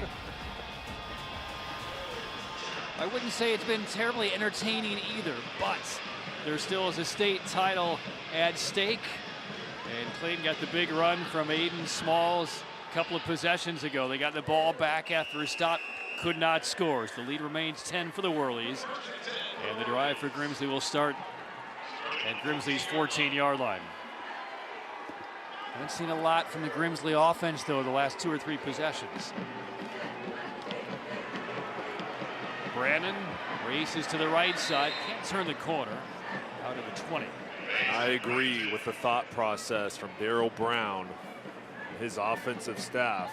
Jesse Tripp, the offensive coordinator. I think this is where you allow Faison Brandon to run the football. He was good in that first half with the ball in his hands, and now you want to use this clock, wind this game down, and your best ball player, throwing the ball, of course, but also running the ball here tonight. You want him to take control of this game. Picked up 6 on first down. Again, a reminder, Stansel is out there wearing 59 after a ripped jersey earlier in this fourth quarter. Pass made in the seam. And that'll be a first down for the Whirlies. Ryan Battle will move the chains for the Whirlies. You pick up the first down. Nice quick pass to the outside with Battle getting separation. Not only do you continue this drive, but you do not allow Clayton to gain any momentum. You don't give up a 3 and out. Your offense stays on the field, and now they are taking their time, letting the play clock wind down. First catch of the game for Battle, and a first down. Handoff Micah Williams. Corkscrews past the 40. Let's go downstairs to Madison. Well, guys, the fact that Faison Brandon is on the field right now, Coach Darryl says that speaks to who he is as a person. He was injured earlier in the season, and Coach said it would have been easier for him to just hang up his cleats and be done for the season. He's won a state championship. He's committed to Tennessee. He's accomplished it all, but he wanted to come back, and he wanted to finish it with his brothers, wanted to end it on the field with the people he started with, guys. Yeah, players want to play. Yeah. Hard to keep off the field. When he was out with injury, the players still looked to him for leadership, and he was a mentor for his teammates. And coming out here, and there's nothing better than high school football. He's going to have an opportunity to be a star in college, and I think beyond that, potentially at the next level of the NFL. But there is nothing better than right here what he's doing with his teammates at Grimsley. And again, he's going to be enrolling in Knoxville, University of Tennessee, in just a couple of weeks early in January. He's going to get a real shot to compete for that starting job, maybe even for next fall. That's how high his ceiling is. And when he was out this year for the Whirlies, freshman Brody Lowe, freshman, threw for 2,200 yards, completed 74% of passes as part of this undefeated season for the Whirlies. So he's next. Brandon takes the low snap. Williams straight up the middle to midfield. Will be about a yard short. This is where you win ball games, taking control, running the football when your opponent knows you're going to keep the ball on the ground and picking up positive yards. And this isn't a huge gain. They're just continuing to move the chain, staying consistent, setting up for 3rd and short.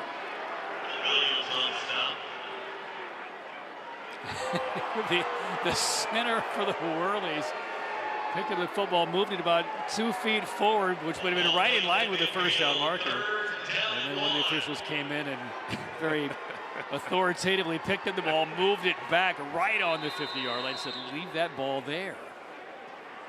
And a timeout taken with 4:38 to go.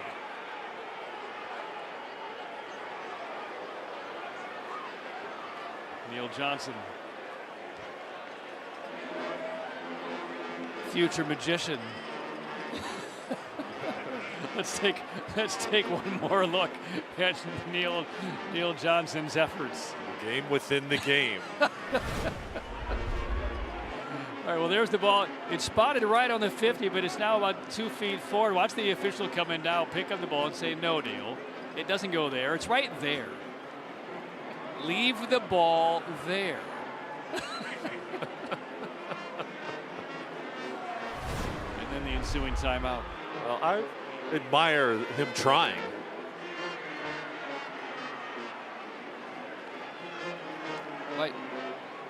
My son does the same thing with the vegetables he doesn't want to eat on his plate. Now, perhaps we don't have the video on the front side. It might have been misspotted, and that might have been. Let's take a look. Let's go a little bit prior to that and see where the lineman spotted the football. This might not have been on Neil Johnson's watch. Yeah, the spot is wrong right there. So not the fault of Neil Johnson. Entertaining nonetheless.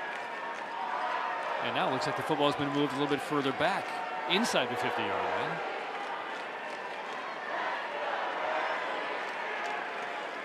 Comets have 3 timeouts left. And should Grimsley pick up this first down, we'll probably start burning through them. 3rd and 1, and there is the first down and a little bit more for the Whirlies. Micah Williams like a flash up the middle for the first down. To begin this drive, Clayton's defense was motivated, try to get the ball back, a 3 and out. Now 2 first downs have been picked up. Time is wearing down. 3rd and short. The Whirlies still find a way to pick up yards to continue and set up a 1st and 10, and Clayton will have to start thinking about using their timeouts. Tatum and Atkinson first down, brought to you by Tatum and Atkinson, the heavy hitters. Williams again, not much, trying the right. And looking to the Clayton sideline. And will the Comets take a timeout here? They have not yet signaled for one.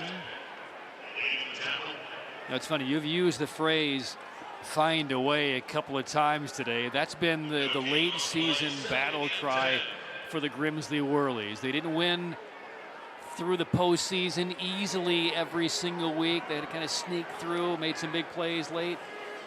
Got past Weddington last week, 13-7. This has not been a work of art, this contest tonight on either side. But the Whirlies are finding a way. They said last week after their win against Weddington, we didn't come this far to come this far. And Micah Williams again blasting through toward the 37-yard line. It'll be about a yard short of a first down. They've had that whatever it takes mentality. And right now, it's ball control, it's winning up front, and physical, tough running. And they're succeeding. And this is a group in the state championship last season. They've been through so much together. They've dealt with injuries. They've found ways to win. Guys have gone back healthy, new lineup, and they're still continuing on their track to reach their goal. 3rd and 1. 2.5 to go in the 4th quarter. Markers down again. And if this is on Clayton, it will be an automatic first down. And it's going to go against the Comets. I mean, nobody is going to remember 30 years from now for the Whirlies that they colored outside of the lines in this 7A championship game. All they will remember and all they will recount is that they won another state championship back-to-back years. It is the memories of the jagged third quarter with the injuries, the penalties, the long delays. Those will fade with time. Encroachment on the defense. You see the offside call against first down. the Clayton Comets.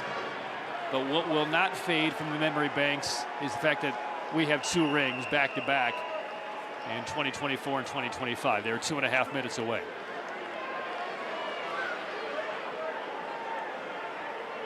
It's a first down for the Whirlies after the penalty.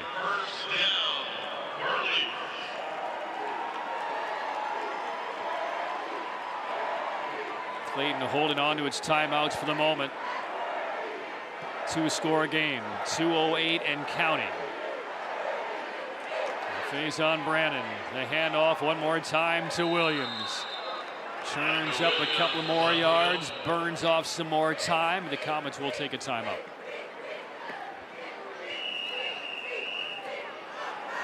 So with 1:59 remaining, Grimsley leading 24-14. Time for us to get to our Affordable Dentures Player of the Game. Brought to you by Affordable Dentures and Implants, Jay. He's looked good throwing the football, but Faison Brandon has excelled tonight on the ground. Darryl Brown has put the ball in his hands. He's come through. That's what really opened up the offense. Starting in the second quarter was his running ability. The offensive line started to get into a groove, but it was the decision to let him take over, and he excelled with his decision making, and really here in the second half has been able to stretch out this lead, and they've looked composed. They played with rhythm, and it's going to lead themselves to a state championship. 8 of 17 through the air for 126, 1 touchdown. He's run for 65 yards on 12 carries with another touchdown. And he's winding down a legendary career for the Grimsley Whirlies.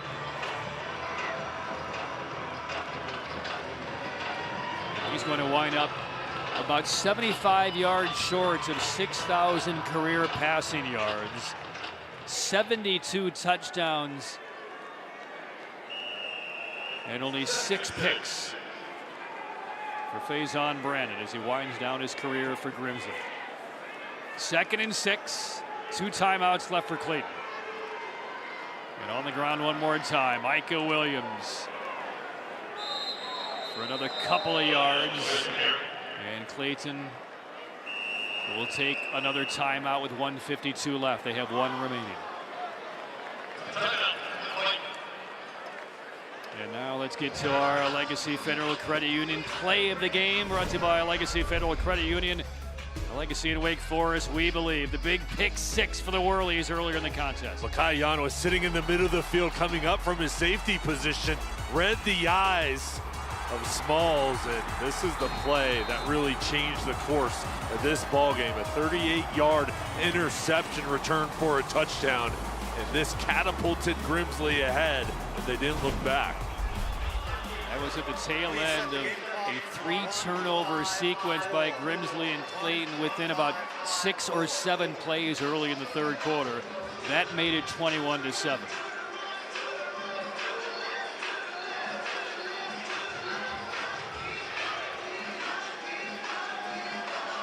And this game is now just past 3 hours.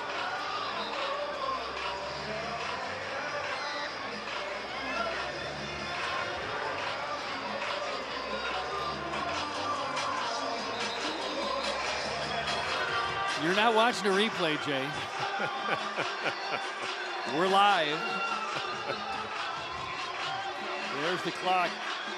Timing us. It's not lying. It'd be a little bit different if it was warmer. This game's wearing on. I'm feeling my toes less and less. I can't feel my ankles. And most people at home probably think we're in a warm, air-conditioned booth. We're right here in the wild. Now we're up on fifth level. Windows have been open for the last 48 hours here to accommodate some of the wireless frequencies we need. I'm wearing about 4 layers trying to stay warm. Here's Williams. on third down, driven back. And timeout called one more time by the Comets. This will be their last. It will be fourth down and a couple of yards. So that's the last timeout the Comets have. 24-14 Grimsley. If you're the Whirlies, offense on the field, give it back to Williams, try and pick it up and run it out. Yeah, I would just give the ball to Brandon or Williams. I would use the zone read and give the ball to Brandon. Let him try to get to the outside, but I would not try to kick a field goal here.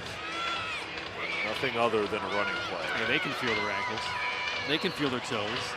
And it's colder where they are than where we are. They're tougher than me. And Whirly fans ready to celebrate. We're their fifth ever title game.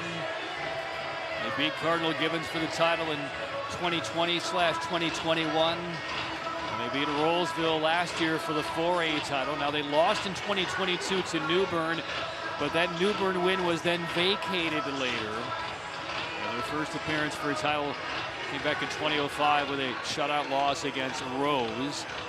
So this would be Grimsley's third school title. Again, the school traced back to 1899, one of the oldest in the state. It started as Greensboro High School, then became Greensboro Central, and then became Greensboro Senior before it became Grimsley in 1962. You see Cedric Simmons, that defensive line group with the view, trying to get a stop here on fourth down. Well, the first down here by Grimsley absolutely ends it. If Clayton gets a stop, they get the football back, but still would need nothing short of a miracle. And they misspot the football for a second time. They move it back about 3/4 of a yard, so now we'll call it fourth down and about 2.5.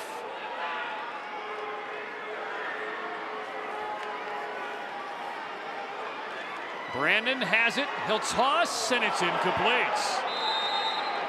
Looking for DJ Howerton, and Clayton will get the football back with 1:42 to go.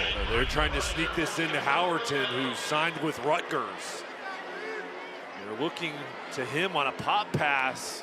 Clayton defending it. Get the ball back. You could almost make a case like it might have been for Williams as well, and Williams just kind of stopped short. So Clayton gets the football back, no timeouts. They need 2 scores, but have 1:42 to go. Stranger things have happened. And Smalls can break off a big long run as we saw earlier this quarter. Who knows? He'll throw underneath, grabbed by Fiore, and Fiore to about the 34-yard line, right at the sticks. If it's a first down, the clock will stop, and they will move the chains.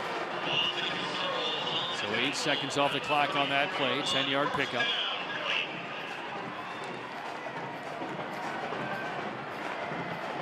Smalls, quick drop, sprints out to his right, now buys some time. He will run ahead and take it out of bounds. Smalls out at the 41. 1:26 left. And he's hobbling a bit, isn't he? Yeah, he's played hard tonight. A lot of big hits.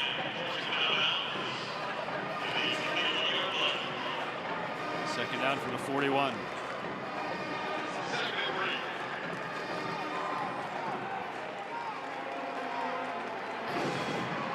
Rushing for Smalls. Throws across the middle, tipped and caught by Fiore at the 40-yard line. It's off the fingertips of Parker Ferguson, and Fiore behind him was aware and brought it home. A strong throw from Smalls, gets outside, throws it, and ball just bounces around. Lucky hop there into Fiore's arm. And that pass was intended for Fiore the whole time. Ferguson kind of got in the way of it. But a positive deflection. First down, Clayton at the 40-yard line. Smalls looking, swiveling. He'll throw deep down the middle, and that is caught at the 25-yard line. That'll stop the clock as well. as Austin Dalton makes the reception. Well, the thought process is a touchdown, an onside kick, give ourselves a chance. And Grimsley only rushing 3, so plenty of time for Smalls. The O-line protecting. The wide receivers are getting open in the coverage. 45 seconds and counting. Clayton down 10. Smalls escaping. Looking downfield, has a man, finds Campbell at the 10-yard line, and Campbell's down to the 5. Joe Rigsby, the defensive coordinator, says enough is enough. He rushes 5 on that last play, forces Smalls out of the pocket, but he keeps his eyes up and throws against his body, and now they're at the 5. And they need to hustle. They're out of timeouts. The clock is running. It's 1st and goal. Smalls has to get a play going. They've just wasted about 15 seconds. Smalls has to get this to the end zone. To the right, still on the move. Precious time evaporating. A jump ball to the end zone. Tipped down. Incomplete. I mean, if Clayton had any concerns about what play they wanted to call, I mean, clock the football and save yourself 20 seconds or so. But instead, it continued to run down, and now only 10 seconds remains.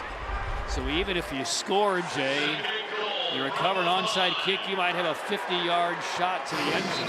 Tight timeline. Timeout, Grimsley.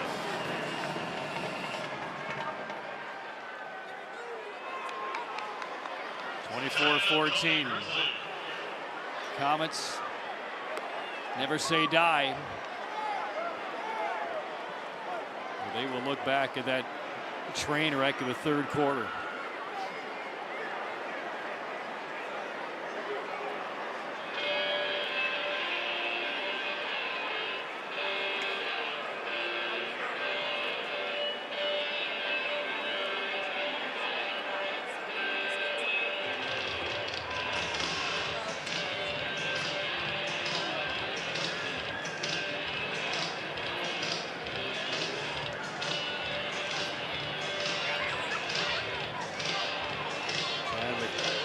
One last set of comments with his team.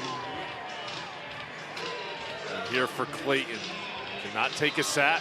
I think it's got to be a quick passing play, a slant. You've got to score here in order to give yourself time for what potentially would be the extra point onside kick and then one more play. A real lost opportunity, though. I mean, 20 seconds matters in a situation like this.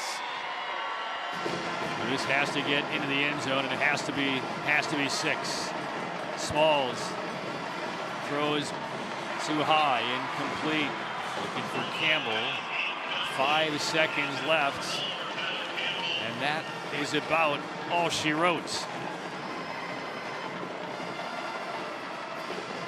3rd and goal. Down by 10. And the math doesn't quite work anymore for Clayton.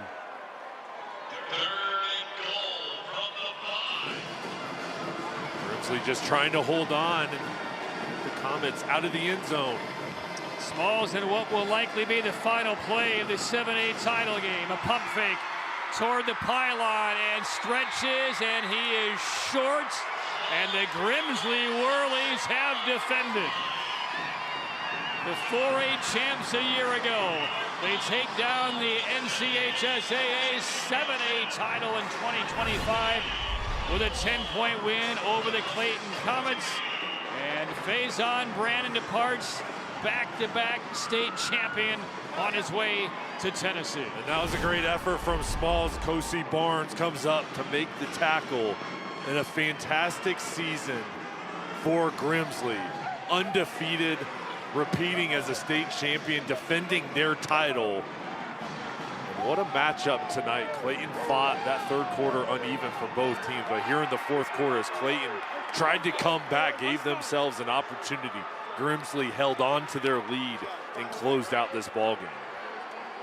So the Whirlies will close it out 15-0. Back-to-back state champions. 24-14 win over the Clayton Comets.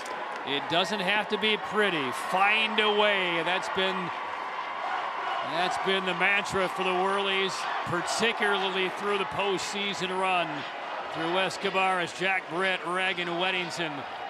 And now they take down the Clayton Comets in the championship.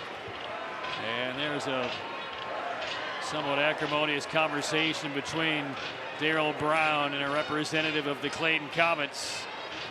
It's still ongoing right now. And Darryl Brown doesn't want to hear anything else about it. And even security officials are down there, just in case.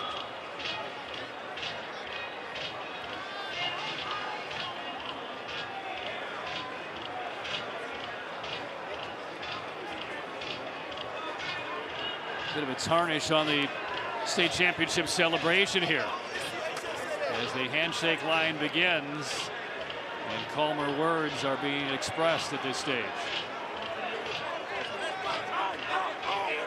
And our Madison Little is waiting to grab a word with Darryl Brown on what is a huge night to celebrate for the Grimsley Whirlies, but diluted a bit.